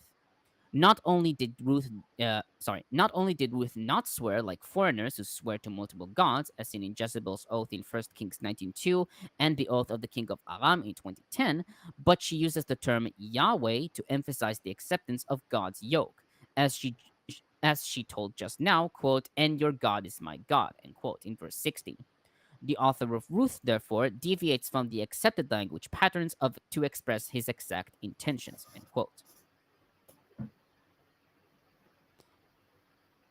I saw some Christian commentary about the "Your God shall be my God." Isidore of Seville, Seville writes that Seville. Ruth. Seville, yeah. He writes that Ruth prefigures the Christian church as she was called from the Gentiles, and through her confession of the true God, joined the company of patriarchs and saints. That's right. I forgot. Conversion isn't a real thing without Jesus. Oh Mhm. boy. Okay. Yeah, there Uh, was during medieval times, especially there was the personification of the church was a woman called Ecclesiasta, something like yeah, that. Ecclesiastes against the synagogue, which represents Judaism. Yeah, Yep. yeah. There's a lot of representations of the church as a first of all as a body, as a person, and then Yeah. as a woman specifically, especially in the Shepherd of Hermas. Mm. Okay, now on verse. Are we? Sorry, no, Aaron, no, we're not done until I say we're done, Aaron. Oh man, It's not. It's Tomer, make sure never to say that to a girlfriend. Jeez. Oh, shouldn't I? Okay. On verse 18, she stopped urging her. Rashi comments, from here they, i.e. Chazal, derived, we neither overburden him, i.e. a prospective convert, nor are we meticulous with him. Talmud Yevamot 47b, end quote. And Nielsen comments, Naomi's reaction to Ruth's, sorry, just a second. Yeah, I just want to say like yeah. So Judaism now, like for conversion, will kind of have a policy of like a person should ask to be if someone asks to convert, the rabbis are supposed to dissuade them, but only dissuade them twice, and then the third time, if they still want to go through with conversion, then you help them go through conversion. Now, Nielsen comments, Naomi's reaction to Ruth's declaration is ambiguous. On the one hand, she abandons her attempt to dissuade Ruth and bows to her wishes.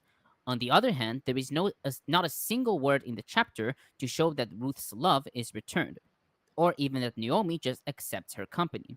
Her silence creates a tension in the story that leads the reader to ask how this unusual relationship can possibly develop. End quote.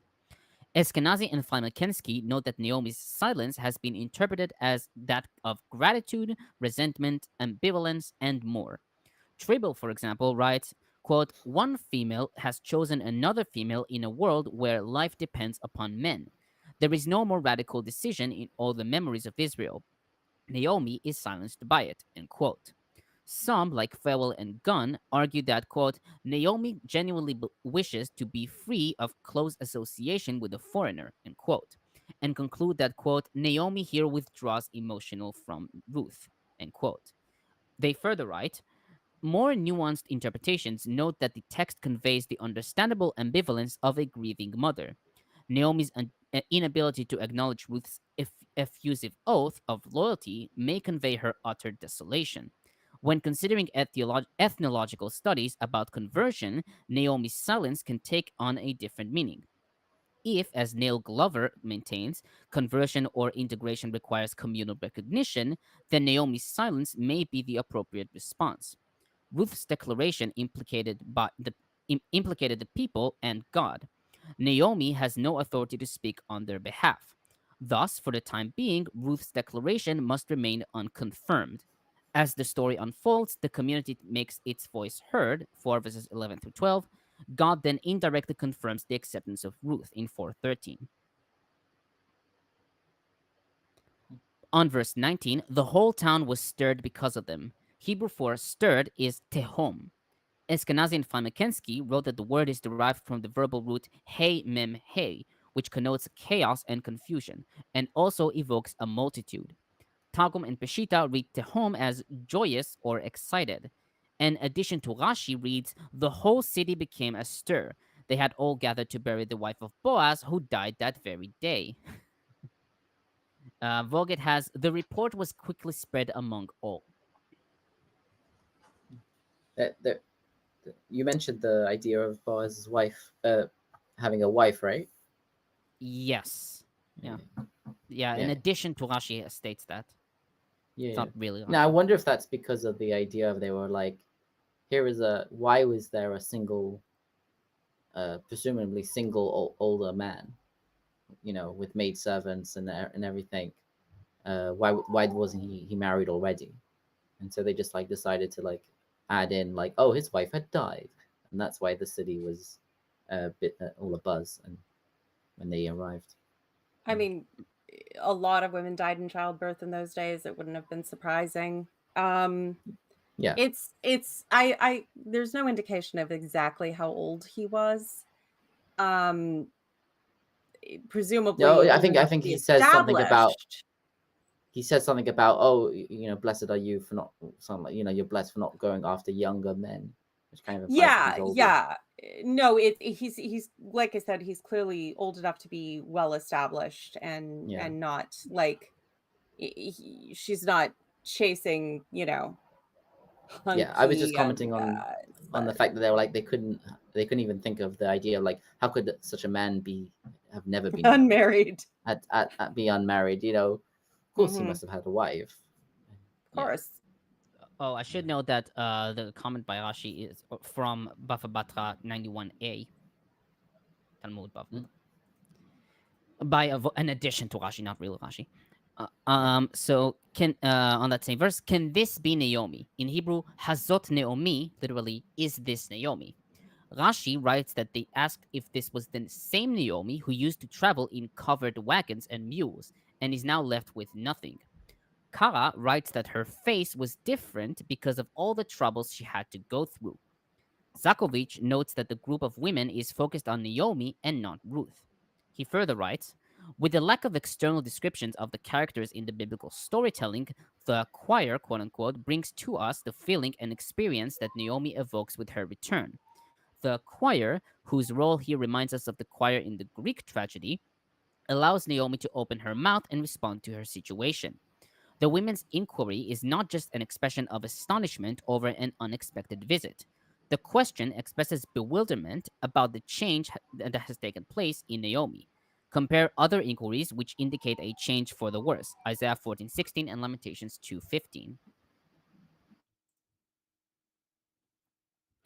On verse 20, call me Mara because the Almighty has made my life very bitter. Hebrew Bible reads, for Shaddai bittered me greatly. Eskenazi and Frymer-Kensky comment, this name for Israel's God is relatively uncommon in the Bible, appearing as a name for God only 48 times, compared to more than 6,800 instances of the name Yahweh, with 31 of them in Job and 6 in Genesis. Since Naomi regularly uses God's more common name, Yahweh, her choice here must convey something specific. This term is nearly the same as a word meaning breasts, which inflected as my breasts. According to a number of scholars, it might have referred originally to an ancient divinity associated with mountains. If so, the name became absorbed into Israel's religion as another name for Israel's unique God, Yahweh. But the etymology may be less significant in Naomi's outcry than the associations that the name invokes.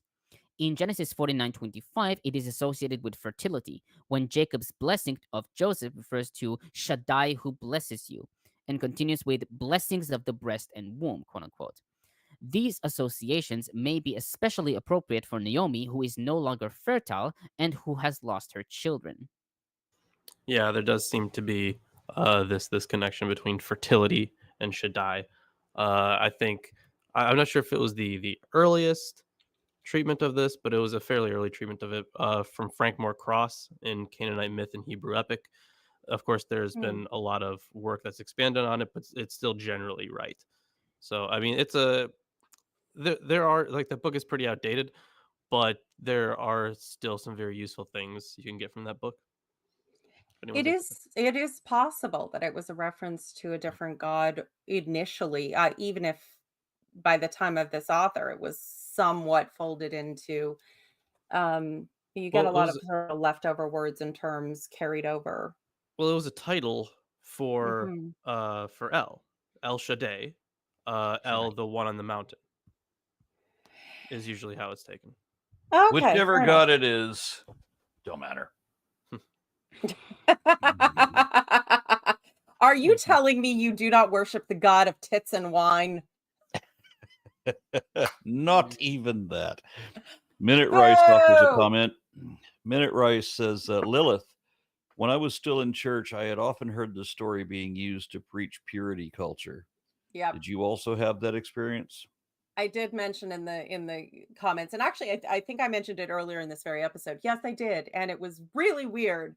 And you look at that and how they twisted it to try and preach purity culture is whew, I mean, oh yeah, the cringe too. The cringe. Like this is Bible man levels of cringe when I think about those. But yeah, when you're a Christian teenager, you should be clear. There is basically only sermons on how you should not have sex. Occasionally, they will throw in how you should not also drink or do drugs. And you should feel really guilty for any backsliding, which is a very innocuous term that can mean anything like having a bad thought, which is also a very broad term. But mostly it's just don't fuck. Don't fuck, don't fuck, don't fuck, don't fuck, don't fuck. And yeah, even in my most zealous, I was bored as hell. At one point, I said the greatest compliment I could pay to a speaker was that they would preach a sermon on chastity that I wouldn't find boring. Christians really need to stop pushing their chastity kink on children. Yeah, don't backslide, back shoot. Oh, and I should note that according to Gregory the Great writes that understood allegorically, Naomi represents the Christian soul who laments her lost righteousness and exile from the face of the Lord. Yeah. The Lord can stay 500 meters away from me. Well, he is omnipresent, so not really possible. Well, so on verse on verse 21, the Lord has afflicted me. Hebrew for afflicted is anah. Targum and traditional commentators take anah to mean testify or witness, as seen in Exodus 20:13 and Job 10:17. Thus, Naomi says that Yahweh testified against her that she has sinned before him. While this reading is supported by Zakovitch, Nielsen, and Schipper, Septuagint, Vulgate, and Peshitta read humbled via inna. The Waard, however, notes that inna is always constructed with the accusative of the afflicted and never with the preposition be, as is the case with anna, meaning testify. He writes, quote, even though a divine agent never figures as testifier, the vocalization of MT should nevertheless be retained. And finally, verse 22, Nielsen comments, the chapter ends with a stage direction aimed at both Naomi and Ruth. It is spelled out yet again that Ruth is a Moabite and that they have come from Moab. This too indicates the direction of coming events as the Moabite Ruth meets the Israelite community. No one must expect that her decision to share country, people, and God with Naomi has changed her status. She remains a Moabite. What has changed, on the other hand, is the external situation. When Naomi and her family left Bethlehem, there was famine in the land. When they return, the barley harvest is about to begin. The literary and narrative beauty of this balance forms a brilliant climax to the background for what is to follow, allowing the reader to take pause before plunging into the events of the next chapter. That's it from a commentary of this chapter. Okay. Now you can move on, Arwen. Why, thank you. Why, You're thank you, welcome. Tomer. You're welcome. All right. So chapter 2 begins with the caption with like a subtitle, Ruth meets Boaz. Oh, she'd been here, she could have met 5 Boaz that are within a meter of me. Yeah. I don't think she's interested in that kind of snake. I don't know how I didn't see that joke coming. It feels so obvious now. Yeah, it kind of does, doesn't it? I have a Hog Island Imperator, an Argentine boa, and 3 Brazilian rainbow boas, all right here. But anyway, now Naomi had a kinsman on her husband's side and a prominent rich man in the family of Elimelech, whose name was Boaz. And Ruth the Moabite said to Naomi, let me go to the field and glean among the ears of grain behind someone in whose sight I may find favor. She said to her, go, my daughter. So she went. Glean? Oh yeah. So So gleaning is this process where, like, you first you have the harvest, right? But then after the harvest, there's still like some stuff left over, some stuff that's fallen. So they collect the food. It's usually like fallen ears of grain. So they collect it. That's the process of gleaning. And Okay. I think the stuff that she gleans, she is going to be bringing back to her mob. yeah. This So is Okay. one of the Naomi, I should say. this is one of the non-shitty moments in the law, which were so iconic because they were so rare, where it talks about, when you go through your fields, like, don't go through with a fine-tooth comb and pick up it. If you take a grasp and a little bit falls, just leave it for the poor. Let the poor come and just get the leftovers. They're allowed to live.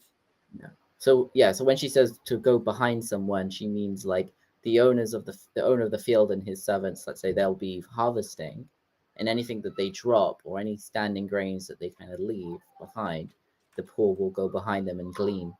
There was also the idea of they would also leave like a little corner, like a certain percentage of the actual harvest completely untouched for I the poor. thought I'd But read that may that not before. have been. Yeah, Where you, I think it's in Leviticus, maybe. yeah, where you Like, just kind of like leave behind. You don't pick up absolutely everything. Leave a Mhm. few scraps for the common people. Yeah, so Yeah. there's three essentially. things. There's what's called the paya, the corner. They leave a corner of the field, and then there's when they're harvesting, if they drop a stalk, then that while they're bundling, something falls down, they don't grab it. And then the third thing is if they leave the field and leave a whole bundle behind, they shouldn't go back to get it. Like if it falls off the back of the wagon. And then Okay. and then the Talmud, of course, has like all the calculations of like how much is enough to if you leave a wagon behind, or I think actually if it's a bound bundle, then you actually can go behind, but if it falls off the wagon, then you don't. It's like they love going into all of the edge cases. Okay. As it happened, she came to the part of the field belonging to Boaz, who was the family of Elimelech. Just then, Boaz came from Bethlehem. Just then, Boaz came from Bethlehem. He said to the reapers, "The Lord be with you." They answered, "The Lord bless you." Then Boaz said to his young man who was in charge of the reapers, "To whom does this young woman belong?" The young man who was in charge of the reapers answered, "She is the young Moabite woman who came back with Naomi from the country of Moab." She said, "Please let me glean and gather among the sheaves behind the reapers." So she came, and she's been on her feet from early this morning until now, without resting for even a moment. Then Boaz said to Ruth, "Now listen, my daughter, do not go on to glean on another field or leave this one, but keep close to my young women. Keep your eyes on the field that is being reaped and follow behind them. I have ordered the young men not to bother you. If you get thirsty, go to the vessels and drink from what the young men have drawn." Then she fell down prostrate with her face to the ground and said to him, "Why have I found favor in your sight that you should take notice of me when I am a foreigner?" But Boaz answered her, "All that you have done for your mother-in-law since the death of your husband has been fully told me. Now you left your father and mother and your native land to come to the people that you did not know before. May the Lord reward you for all your deeds, and you may have a full reward from the Lord, the God of Israel, under whose wings you have come for refuge." Then she said, "May I continue to find favor in your sight, my Lord, for you have comforted me and spoken kindly to your servant, even though I am not one of your servants." And Naomi was, and he completely dumped on her, but we just don't think about things like that. Out at mealtime, Boaz said to her, "Come here and eat some of this bread and dip your morsel in the sour wine, and I'll return the favor." So that she sat by the reapers, and he heaped up for her some parched grain. She ate until she was satisfied, and she had some left over. When she got up to glean, Boaz instructed his young men, let her glean among the standing sheaves, and do not reproach her. You must also pull out some handfuls for her from the bundles and leave them for her to glean, and do not rebuke her. So she gleaned in the field until evening. Then she beat out what she had gleaned, and was about an ephah of barley. And she picked it up and About went into 24 town. liters, possibly. Okay. She picked it up and came into the town. She picked up 24 liters of barley. Okay. Well, And I don't know how heavy that is, but yeah. And her mother-in-law saw how much she had gleaned. Then she took out and gave her what was left over after she herself had been satisfied. Her mother-in-law said to her, where did you glean today? And where have you worked? Blessed be the man who took notice of you. So she told her mother-in-law with whom she had worked, saying, the name of the man with whom I worked today was Boaz. Then Naomi said to her daughter-in-law, blessed be he by the Lord, whose kindness has not forsaken the living or the dead. Naomi also said to her, the man is a relative of ours, one of our nearest kin. Then Ruth the Moabite said, he even said to me, stay close to my young men until they have finished all my harvest. Naomi said to Ruth, her daughter-in-law, it is better, my daughter, that you go out to this young man, that you go out with his young women. Otherwise, someone might bother you in another field. So she stayed close to the young women of Boaz, gleaning until the end of the barley and wheat harvests, and she lived with her mother-in-law. I find it interesting that your translation consistently translates both the male and the female versions of Na'ar as young man and young woman. And I think Lawrence went into this like last week, kind of about how this word doesn't really refer to an age, but really it refers to like a sort of social status of not being a free adult kind of. I think Being a being slave. I think Kip went over that. Oh, it was Kev. Yeah. But I, comparing it to other cultures, yeah, it seems to be and very much close related to that. Yeah, A slave, very or a much in the servant. context of this story, it seems to be referring more to his workers and his people that work for him, or his either his slaves or servants, or people he's paying for a wage. So he's got like young men, young women, but not necessarily young, but they're not like free. They're his servants. They work for him, and he Yeah. has authority over them. So he can tell them to leave the woman alone. Just because she's a Moabitess doesn't mean you can grope her in the fields. Behave yourselves. And let's be clear. We all know exactly what kind of bother we were worried about. But it's so he takes care of her, but in a way that like still allows her the dignity to be gleaning, doing the work, taking care of her mother-in-law. And I mean it's he's only going to subtle about ramp it. up. I like that. It's only going to ramp up in the next chapter too. Mm. This help. I wonder why. So we'll get there when we get there. But the only thing that I actually had to really note about this chapter, aside from the whole gleaning thing, I was going to talk about what that was anyways. So in 2:4, so verse 4 here, Boaz, it says that he came from Bethlehem. Now, to me, at least, I noticed that we've been in Bethlehem this whole fucking time. So but he came from the city to the field, I guess. Yeah, the city to the field, but I don't know, they're still in Bethlehem, whatever. But one of the things that Bush notes was that it was apparently very fast, right? The way he translates it was something like, oh, and what do you know? Here's Boaz. Like it was very shocking. At least that's his evaluation. Yeah, I mean considering that the people said that she was basically doing this all day, it couldn't have been that hasty. But I don't know.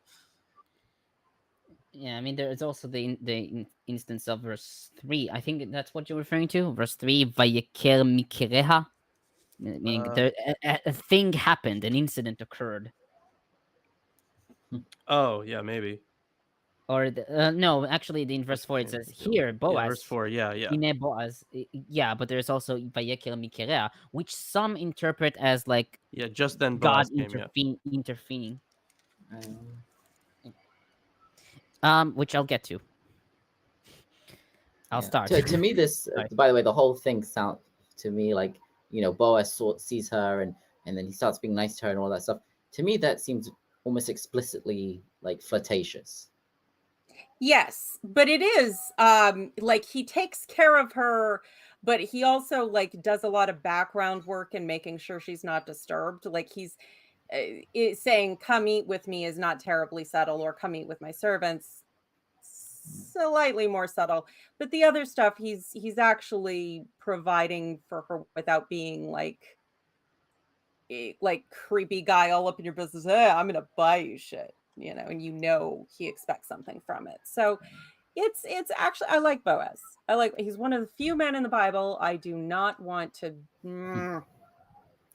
Yeah, I think, I don't remember which commentator where it's from, but it says that like when he saw her, he didn't notice her because she was pretty or something. It was more that she was he noticed how she was gathering, like when she wouldn't like bend down on her knees to pick up from the floor, she would like crouch down. Yeah, So Rashi. like Rashi mentions it. So like he noticed that she was modest and they were like, oh, she's actually a Moabite. So he's like, okay, don't treat her like a Moabite. Treat her like a refined, Israelite woman. Treat her That's well, what yeah. it seems to be what it's trying to say, maybe. Yeah. Well, sorry. I was just going to say, it explicitly talks about, she's this virtuous woman. She's hardworking. She's taking care of her family, her mother-in-law. It's like, this is laudable behavior, regardless Yeah, I'm of just whether trying to Moab or Israel. So yeah, I'm that's just trying to figure out like why the story, like why he's so nice to her straight away, and then kind of surprised by her affections later, sort of thing. Like, it almost feels like that he was from the get-go like interested in her. Yeah, I mean, Alright, Rashi bases it on Shabbat, the Talmud Shabbat 113b. Oh, okay, yeah, it's probably mentioned in the Talmud. That makes sense. Yeah. Okay, so I'll start on verse 1. A man of standing. In Hebrew, Gibor Chayil. Eskenazi and Frymer-Kensky write that the term applies mostly to military men, for example, Gideon in Judges 6:11 and David in 1 Samuel 16:18, and literally means a hero warrior. They write that the term can also be used outside of military contexts. In 1 Chronicles 12:19, Tzadok is called Gibor Chayil, which indicates that Tzadok was, quote, a person of significance, either in economic or social terms, end quote. They write that this is the case in Ruth. Likewise, Nielsen translates a wealthy man, and Schipper, mighty man of worth. According to the Targum, he was, quote, strong in the law, end quote, i.e. a Torah scholar. Compare also Ruth Rabbah 4:3 and Talmud Sanhedrin 93b. Now, on the name Boaz, the exact etymology of his name is unclear. Septuagint has Bo'oz, probably reading his name as Bo'oz, there is might in him. Rabbi Chunya in Ruth Rabbah 6:4 interpreted his name to mean strength from Proverbs 24:5, a wise man is strength, Ba'oz. Nielsen notes Betty's suggestion to read it through the Arabic verb meaning to be shrewd. Eskenazi and Frymer-Kensky note that Boaz is also the name of one of the two pillars framing the Great Hall of the Jerusalem Temple, 1 Kings 7:21. They proposed that the name may be an allusion to the fact that Boaz proves to be a pillar of society, quote unquote, as the book of Ruth unfolds. Schipper notes that some scholars relate his name with the Ugaritic expression Baal Oz, Baal is strong, or an abbreviated form of the Hebrew Ben Oz, son of strength. He also notes that the consonants in the name Boaz are an anagram for the Hebrew root Ein Zayin Bet, to abandon. He writes that in 2 verses 19 through 20, both Boaz and Asav occur in the context of the disclosure of Boaz's identity. On verse 2, behind anyone in whose eyes I find favor. Eskenazi and Frymer-Kensky comment, Although gleaning is a right stipulated by law, see Leviticus 19 verses 9 through 10 and 23-22, Ruth nevertheless plans to glean only after she finds favor in the eyes of the owner. Interpreters have wondered why she takes this stance. Some speculate that the law was not enforced, enabling some landholders to be less scrupulous than others in its observance. Yet Ruth does not tell Naomi that she will seek the field of someone who is law-abiding. Rather, she hopes to find someone who will look kindly on her. The search for a benefactor may signal Ruth's awareness that even though the law of leket, gleaning, was intended to support the vulnerability in society, nonetheless, gleaning involved risk. End quote. Schipper writes that the use of this idiom, quote, may indicate that Ruth intends to glean because of her generosity of others rather than because of any legal precedent recorded in the laws for gleaning in various Pentateuchal sources. Compare Leviticus 19 verses 9 through 10, 23-22, and Deuteronomy 24-19, end quote. He notes John L. Berquist's opinion that when the idiom refers to women finding favor in men's eyes, it may imply sexual attraction. Although Sasson proposed that Ruth asks whether she should, quote, glean among the ears of grain in the hope of pleasing him, i.e. Boaz, end quote, Schipper writes that there is no textual evidence that Ruth knows of Boaz's existence at this point in the story. I think it reflects the fact that women going out alone to glean were vulnerable, were known to be in a vulnerable position, and would thus be taking a greater risk from unscrupulous men.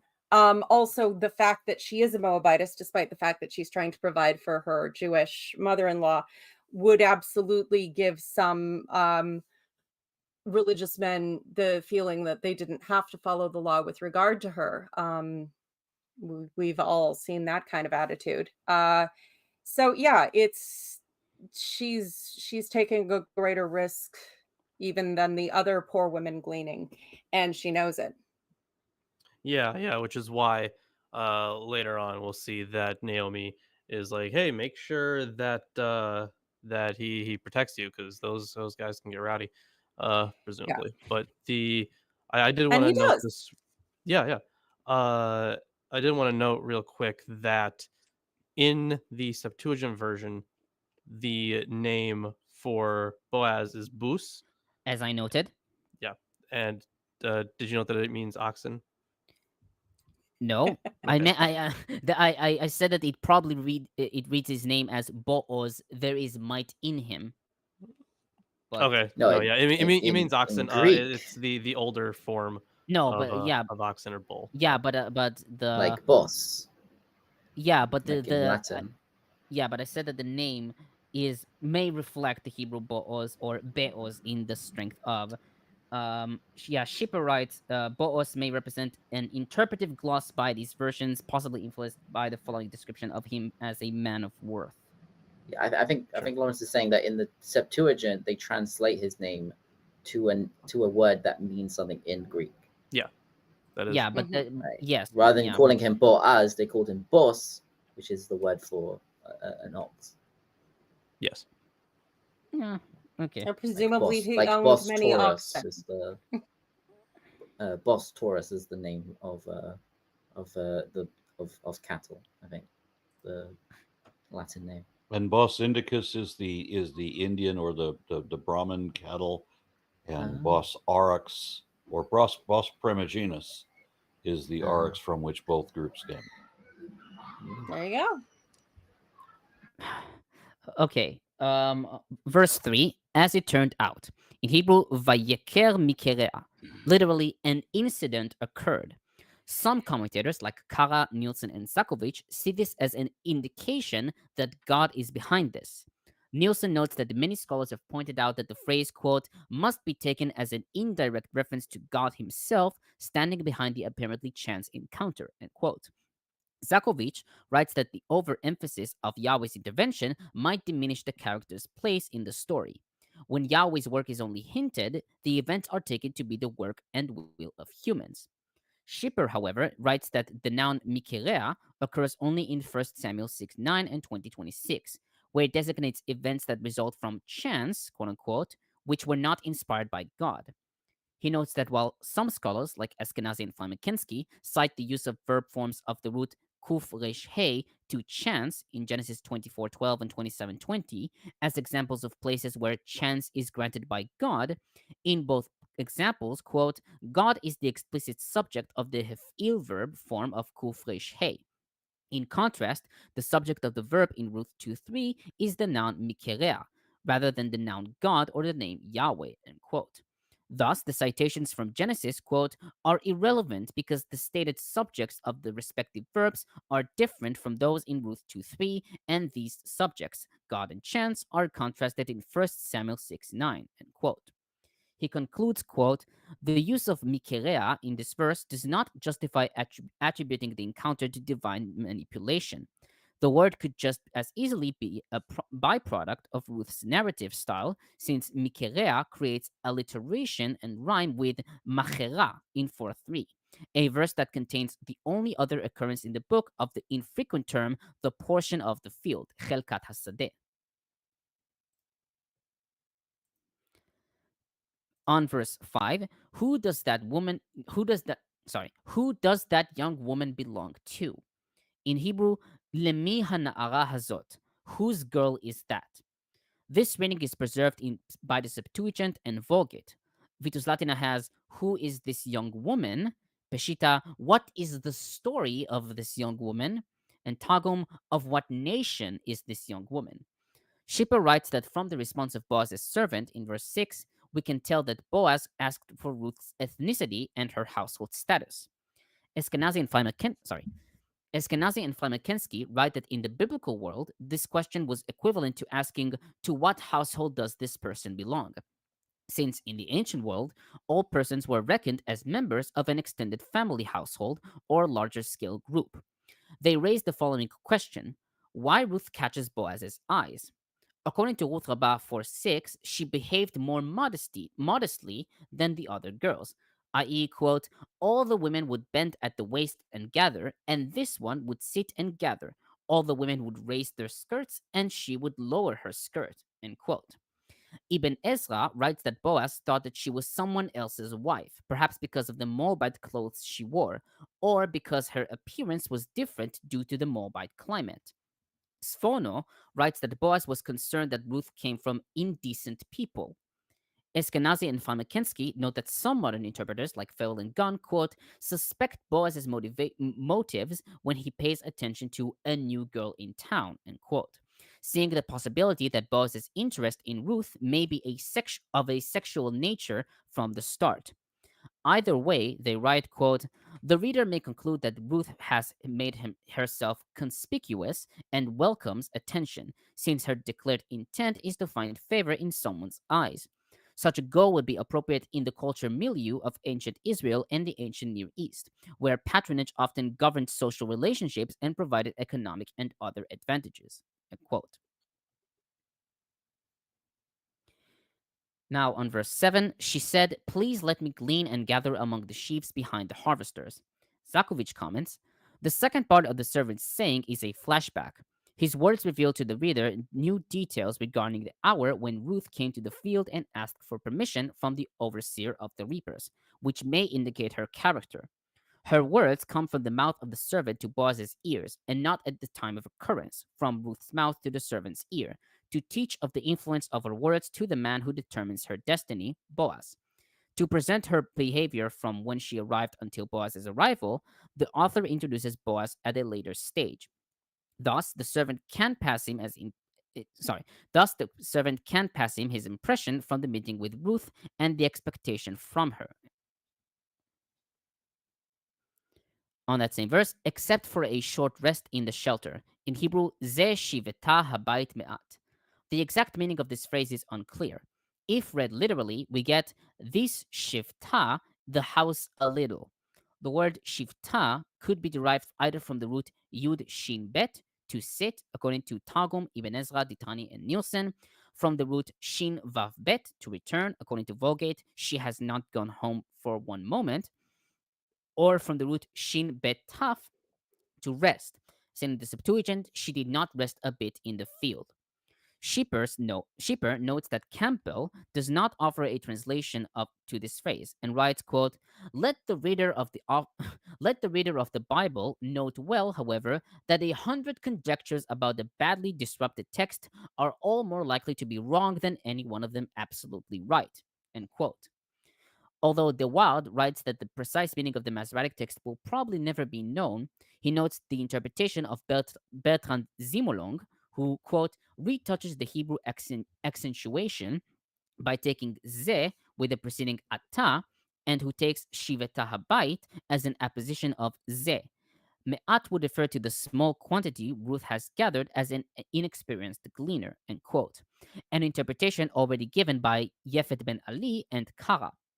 Peshita reads, she gleaned from the early morning until the time of rest. On verse 9, I have told the men not to lay a hand on you. Hebrew for not to lay a hand on you is lebilti negeach, not to touch you. The verb nun gimel ein can have several meanings. It can be understood plainly as to touch, seen in the Septuagint and KJV.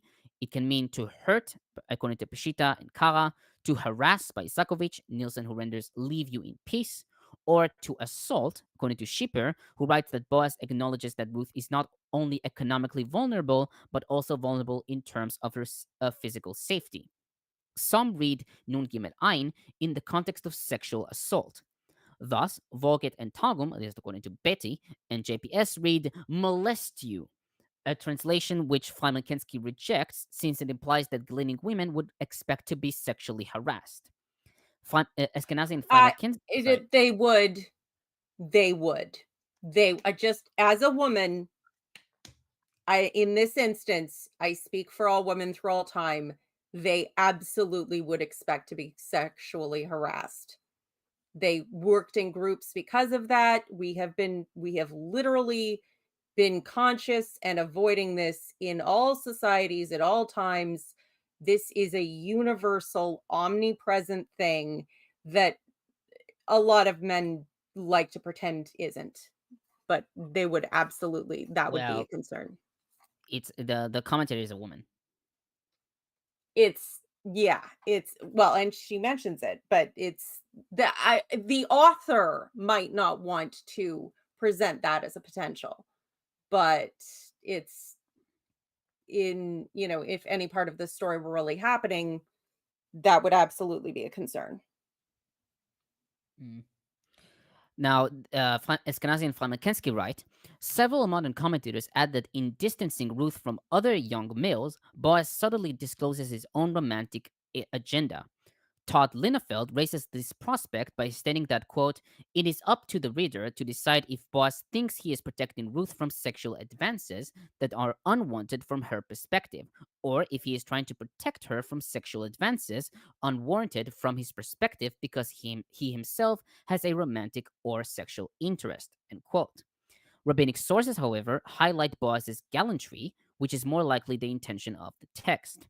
The Targum has Boaz ask her not to go to another nation, and the Midrash has Boaz respond to her modesty and lack of greed, Ulchabah 4:6. Zakovitch concludes that Boaz urges her to remain in his field not because he desires her company, but because he is concerned over her provision and safety. On verse 10, Nielsen comments, Ruth's reply is subtle and demonstrates the author's ability to create cohesion in the narrative. We might offhand expect a brief thank you from Ruth, and that would be the end of the conversation. But that is not how the story proceeds. Instead, Ruth possesses a question that not only keeps the conversation going, but also shows that she regards Boaz as the end of her journey. He is the man whose favor she has been seeking. A further refinement in the wordplay on the likeness between the root nun chaf resh, which in the Hif'il means acknowledge, and the word for foreign nochriya. The author thus links two things that are normally kept apart. Linguistic similarity is used to maintain a connection in content that brings the foreign Ruth closer to Boaz, end quote. Eskenazi and Frymer-Kensky note that the term nochriya refers to an outsider, often in deprecating contrast to the Israelites. The status of the foreigner is different in biblical books, such as Isaiah 56 and Ezra Nehemiah. They note Sasson's opinion that the term should be understood as, quote, someone who is not recognized as a member of a family, end quote. And thus Ruth speaks of being recognized or noticed. They write, however, that the feminine forms of the noun always carry negative or dangerous sense, as seen in Ezra 10, verses 2 through 18 and 44, Nehemiah 13:27, and Proverbs 2:16, etc. They write, quote, by calling attention to her outsider status, Ruth compels Boaz to address this point when he responds to her question. Yeah, that's a good point. And that is something we see, like the language is very deferential. It's sort of exaggeratedly so. But that's something we see in a lot of these stories where there's this, exaggerated deference, particularly when you're trying to maybe get a concession or an acknowledgement to something that might not be entirely favorable to the other party. You're going to be super, super deferential. Now, on verses 11 through 12, Nielsen describes Boaz's reply as, quote, the climax of the chapter, end quote, where it is revealed that Boaz already knows of Ruth. She notes that this led some scholars to conclude that Boaz has long been interested in Ruth, without letting her notice his infatuation. She writes, however, that this is hardly the author's purpose. Likewise, Schipper writes that while the divine payment may be a reference to future children, compare Jeremiah 31 verses 16 through 17 and Psalms 127 3, at this point, Boaz does not indicate that he'll be the one who will have children with her. Eskenazi and Frymer-Kensky comment, Boaz's response valorizes and structurally mirrors Ruth's pledge to Naomi in 116, which expanded from a personal commitment to Naomi herself, wherever you go, I will go, to the people, your people shall be my people, and finally to Naomi's God, your God, my God. Boaz first praises Ruth's devotion to her mother-in-law, then her willingness to sever herself from her family and land, and then to come to his unknown people. Boaz's response conveys that Ruth's merit derives from her devotion to Naomi specifically, not to the men of the house of her household. He concludes with a blessing that invites Israel's God to shelter her. Yet what Boaz wishes God to provide for Ruth eventually comes from himself, reflecting a theme about human agency that characterizes the book of Ruth.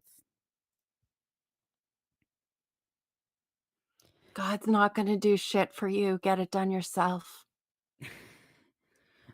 I should also note that Theodoret of Seir, he writes, the blessing followed as Boaz said it would, for Ruth received the full reward from God, so that she was the progenitor of the blessing of the nations. I.e., he rewarded her virtues as she was deemed worthy to be an ancestor of Jesus. Yeah, of course it is. Because it's always about Jesus. Mm-hmm. Somehow they got to sneak that character in here. Okay, so Well, yep. Benward Keefe offers a comment, $4.99. Thank you, and says, "Love what you do, bro. Keep up the good work. And by the way, Tatya is adorable." Thank you very much for that. Tatya is a reference. Somebody obviously follows me on Facebook. I took my false water cobra out to a beer garden yesterday and let her wander around the grounds, and she's a very sweet snake, and other people were admiring her, and it was really nice. Anyway, thank you very much for that. Now on verse 13, your servant, in Hebrew, shifchatecha. The word shifcha is used to denote a maidservant, according to BDB Dictionary, Nielsen, and Schipper. Eskenazi and Frymer-Kensky write that when women apply the term to themselves, it is usually to show deference towards a powerful male, or to ascribe power to a man, even when the woman speaking is herself privileged.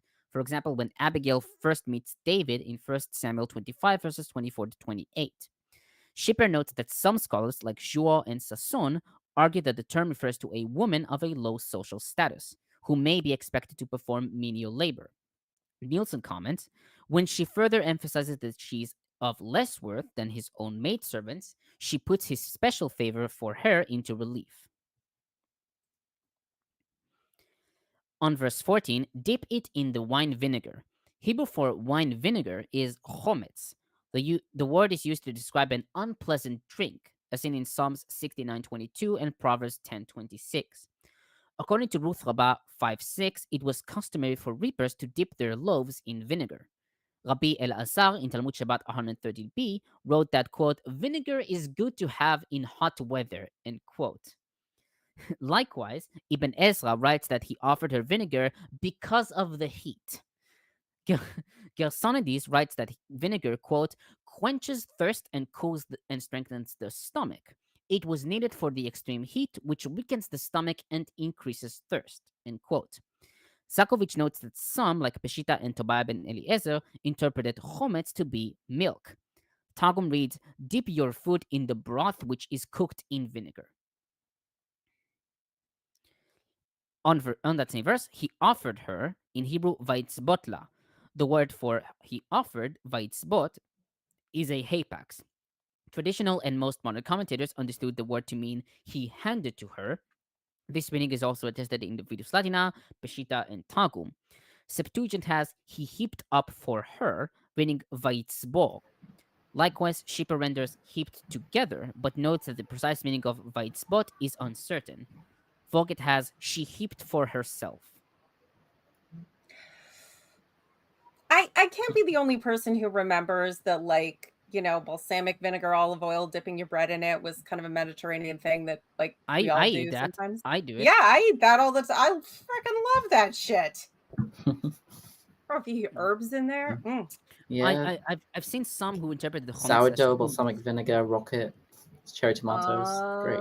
Yeah. Yeah. Oh, by the way, rocket is what you guys call arugula. Arugula. Got it. Okay. Yeah. Hmm. Not the nicest lettuce, but Right. Yes. Some people think it's spicy, and I'm like, No, it's not, Yeah, definitely like not spicy. I don't know where they're getting that. I guess it's mustardy. it just kind of tastes like dirt, honestly. I get that. I get that. Mhm.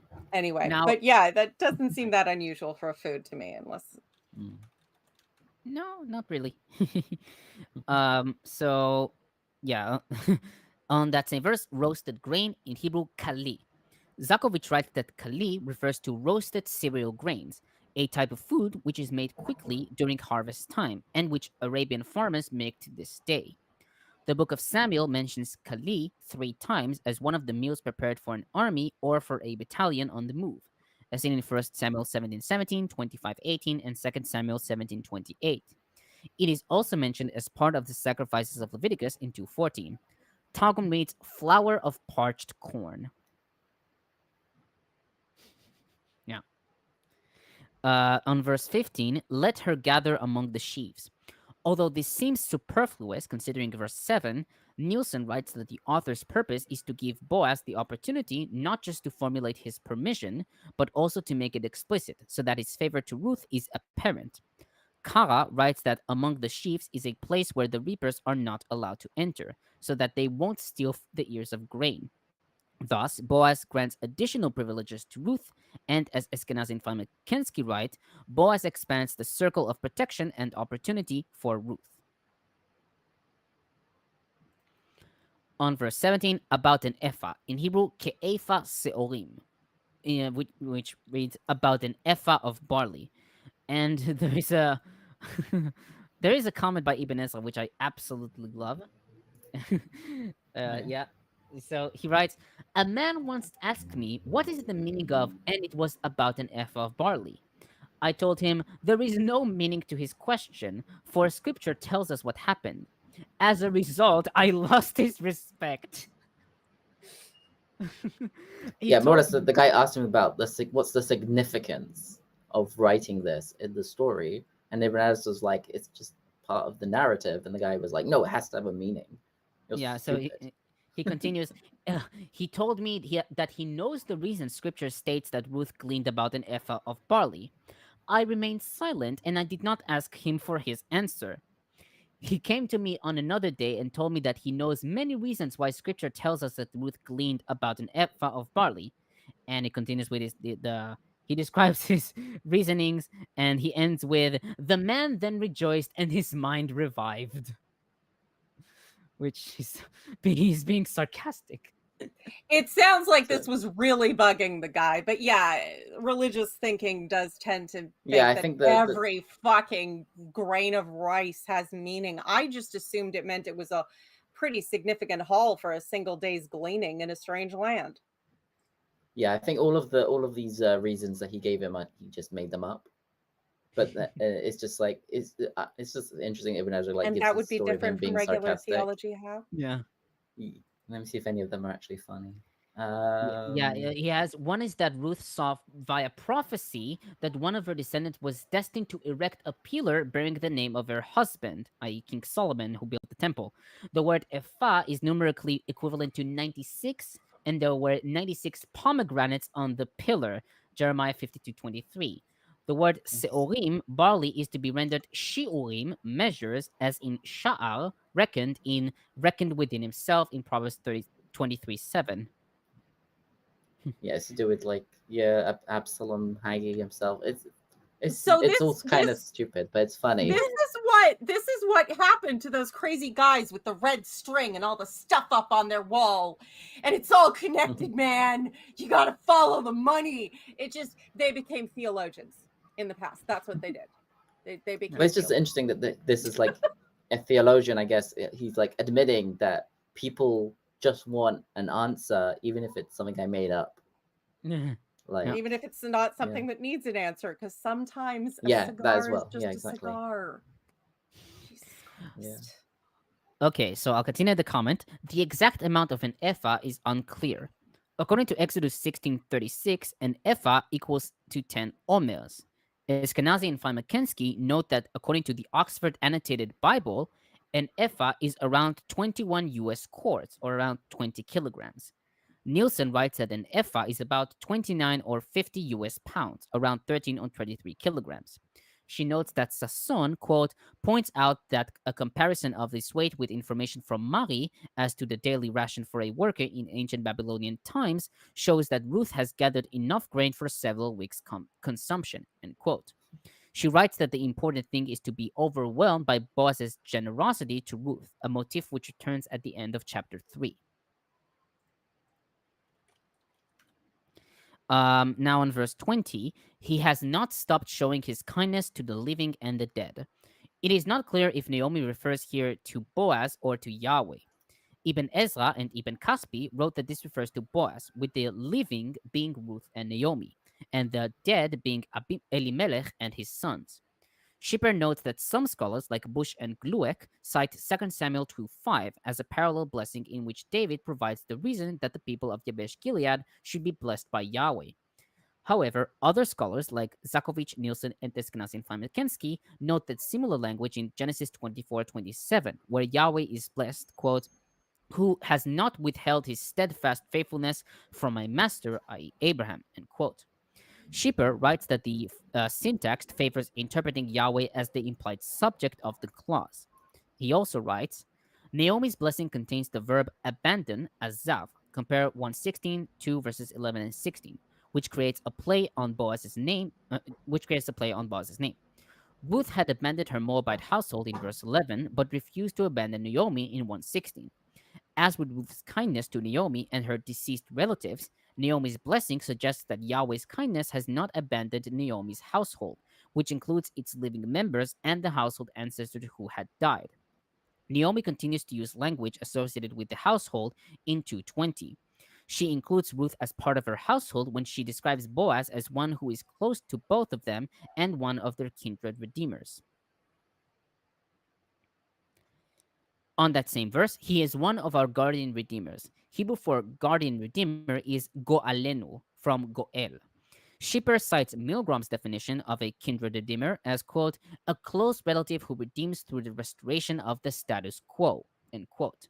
He writes, quote, depending on how the status quo has been disrupted, this restoration may require the relative to perform various activities, including, but presumably not limited to, buying back an inherited field of an in-debt relative in Leviticus 25, verses 25 to 28, buying a relative out of slavery in Leviticus 25, verses 47 to 55, receiving reparation due to the deceased in Numbers 5:8, serving as an avenger of blood in Numbers 35, verses 12 to 27, Deuteronomy 19, 6 and 12, or providing for relatives of advanced age in unspecific ways in Ruth 4:14, end quote. Nielsen writes that, quote, in relation to the context and the whole narrative method employed by the author, the concept of the Redeemer simply means that the women can expect help from him. What form this might take and how they can acquire it, the reader is not told.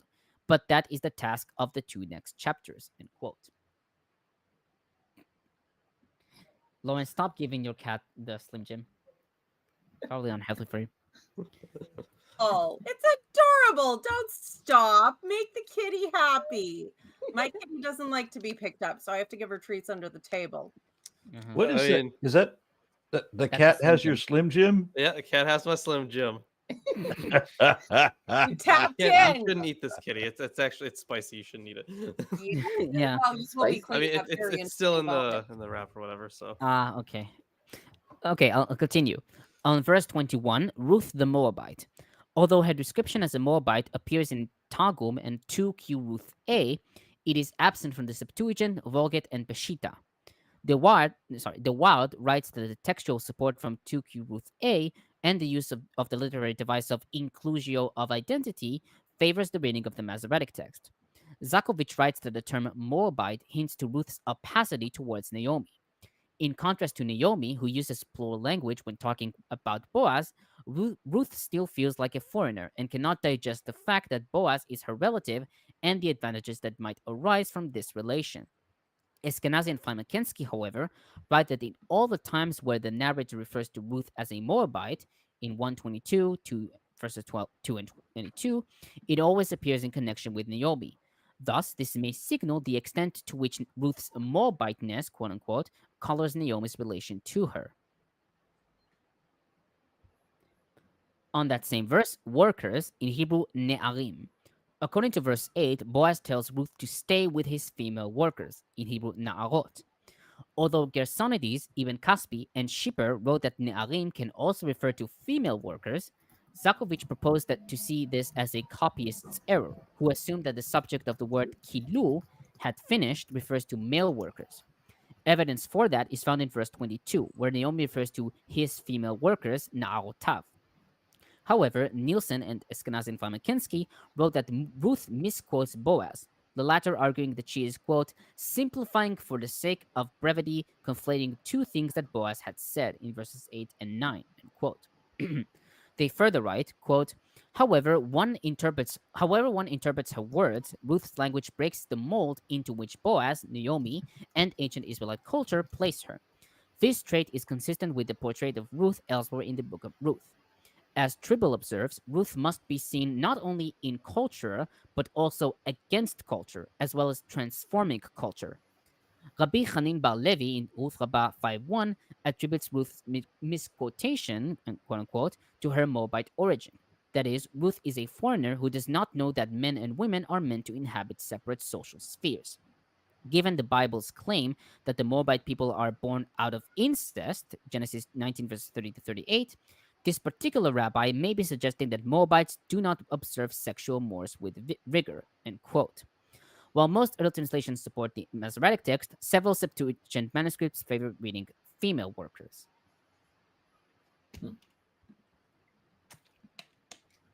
On verse 22, if in someone else's field you might be harmed. Hebrew for be harmed is yifkeu. Yeah, yifkeu. A more forceful term that denotes to harass, according to Eskenazi and Frymer-Kensky, to delay, according to Kara, to confront, according to Septuagint, or to attack, according to Peshitta and Schipper, who adds that this might include sexual assault. While some scholars, like Hubbard and Sasson, argue that the location of another field lessens the threat of rape or murder, Schipper disagrees.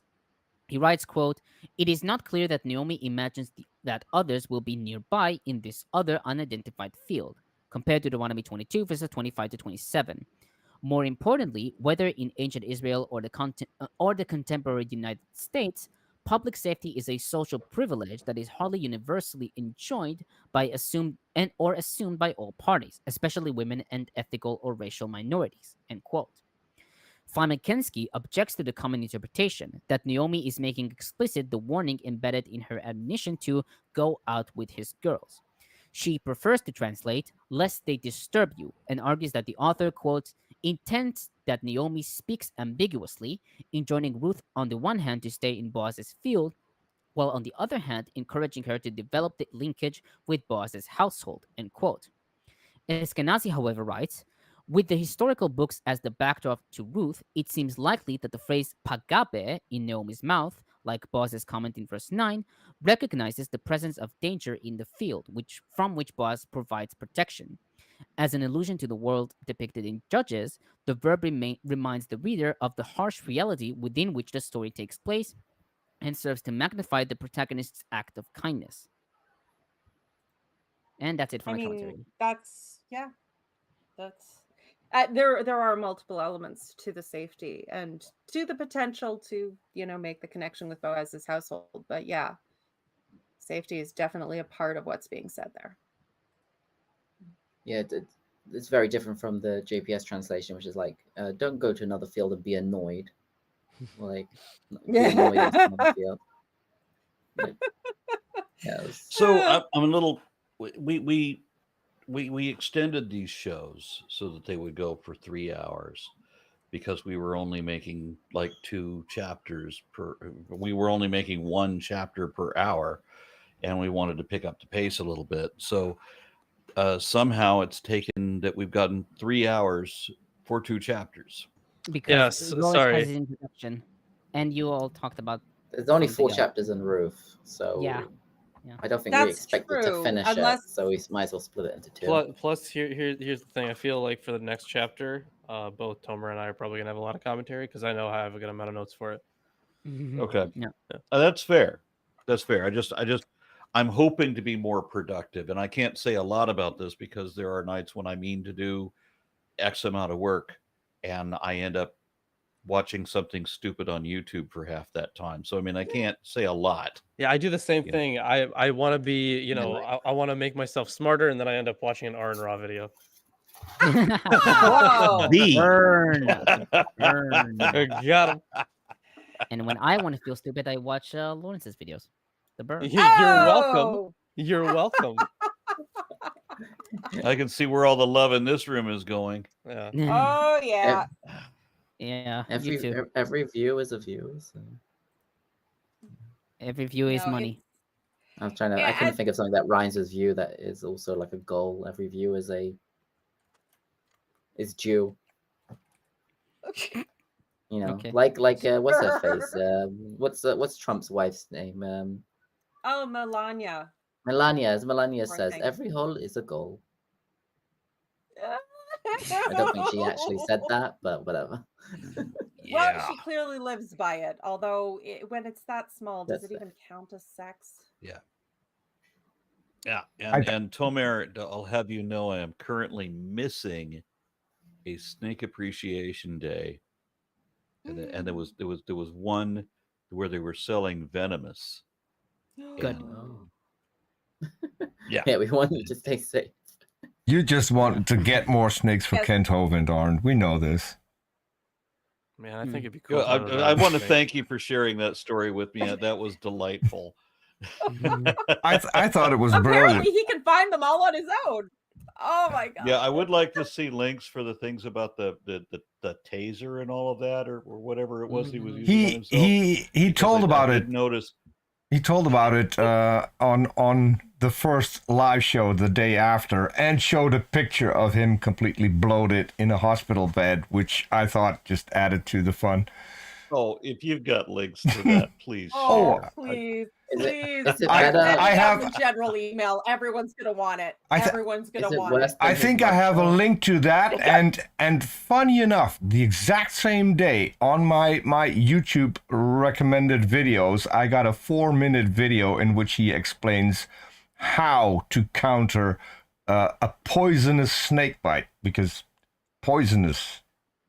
Because he And- doesn't know what poison is or Yes. is venom. Yeah, of course. But I was watching Yeah, that, and then it's I heard people talk about Hovind, so I got in touch with a friend of mine, Mark Stone. He was a former DAL member, and he could confirm it. He had talked to people at DAL and heard the full story. So that made my day.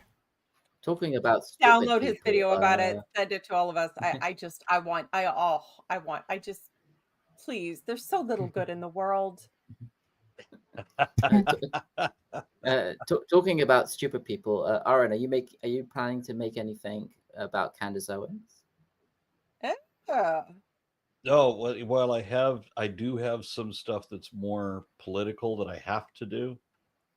I have not considered doing anything on her. I mean, if you've got something specific that you think needs to be addressed, I'd be happy to consider it. I mean, I do have to do some more shit on Project 2025. I've done one video on Project 2025, and there's probably 3 others coming. Yeah, that is. She made a tweet about evolution, about it being like. Did she? Candace, I'm sure you saw it because I don't think Candace is stupid. I think she's a shill. Yeah, the glee in Aaron's voice. You did see it, Aaron. She doesn't give a fuck if she's telling the truth. She would never. Aaron, you saw the tweet. I don't know why you're pretending you didn't see it. I did. I don't remember seeing it. Candace Owens say anything about evolution. You retweeted Dr. Gibbon responding to her. I didn't have a chance to. No, I was retweeting what Gutsy Gibbon had said. I don't know what Candace Owens has said. She replied. Her thing was like a response to Candace Owens saying something about the dinosaurs, something about like dinosaurs being killed by meteorite is stupid or something like that. Maybe I need to look it up again. Was Candace Owens the one that said that the older she gets, the more unlikely that seems? That I didn't realize that was her. That was a phenomenally stupid thing to say. But I'm not terribly surprised because I've seen Candace Owens say a bunch of stupid things. Yeah. She's a conservative shell. She's the token Black person who is well put together and articulate, who will say the stupid shit they want to sell. Yeah, I'll even go so far. I mean, yeah, she's articulate. She's pretty. She's very presentable. If you wanted to find somebody that you want to say something stupid, and then target this demographic. And make them think it's smart. Yeah. She's a good choice for that. She really is. I remember her saying something really dumb about climate change. That's something that I remember. Was she on Rogan? I think she was on Rogan for that. Let's be honest. If we know anything about Candace Owens, it's that she does not give a tinker's fucking damn about what is true or real. She just cares about her pockets. But as Lawrence has just pointed out, like inadvertently, or Joe Rogan, the value of Joe Rogan is that he gives idiot assholes a platform to show us what's in or deprived of their minds. Yeah, that I think is the greatest value of that show. When you put on somebody like Elon Musk or Tucker Carlson or whatever, and you give them a few minutes to show us all how fucking stupid these people are. And they don't even realize that they're advertising. Well, this is how dumb I am. Yeah. It's like Mr. Facts don't care about your feelings, breaking a Keurig over shit. It's like, just fuck. Yeah. All right, so I'd be happy to. I send an email with the links to both videos in the right sequence that you should watch them to everyone on the panel. I will do. So. I will do, and much appreciated. You're welcome. Okay, so I'm going to take Isaac and Lawrence's advice, and we'll save the last 2 chapters of Ruth for next week. I would like to try to be more efficient, but I understand this one was prefaced by one of Lawrence's presentations, so I get that. And it's a little hypocritical for me to criticize anybody for. It's a very small book. We should give it a bit more time. Yeah. Right. Yeah. That's why my commentaries on this are like 10 to 11 pages. We don't want to pass over it. Shut up. Ah! Okay, It's so not in even the right 3 holiday, Lauren. You should know better. 3 and 4. We're gonna go all the way through 3 and 4. We're gonna read the whole damn thing. Okay. All right, next All right. time. Thank you very much. We'll see you next week, everybody.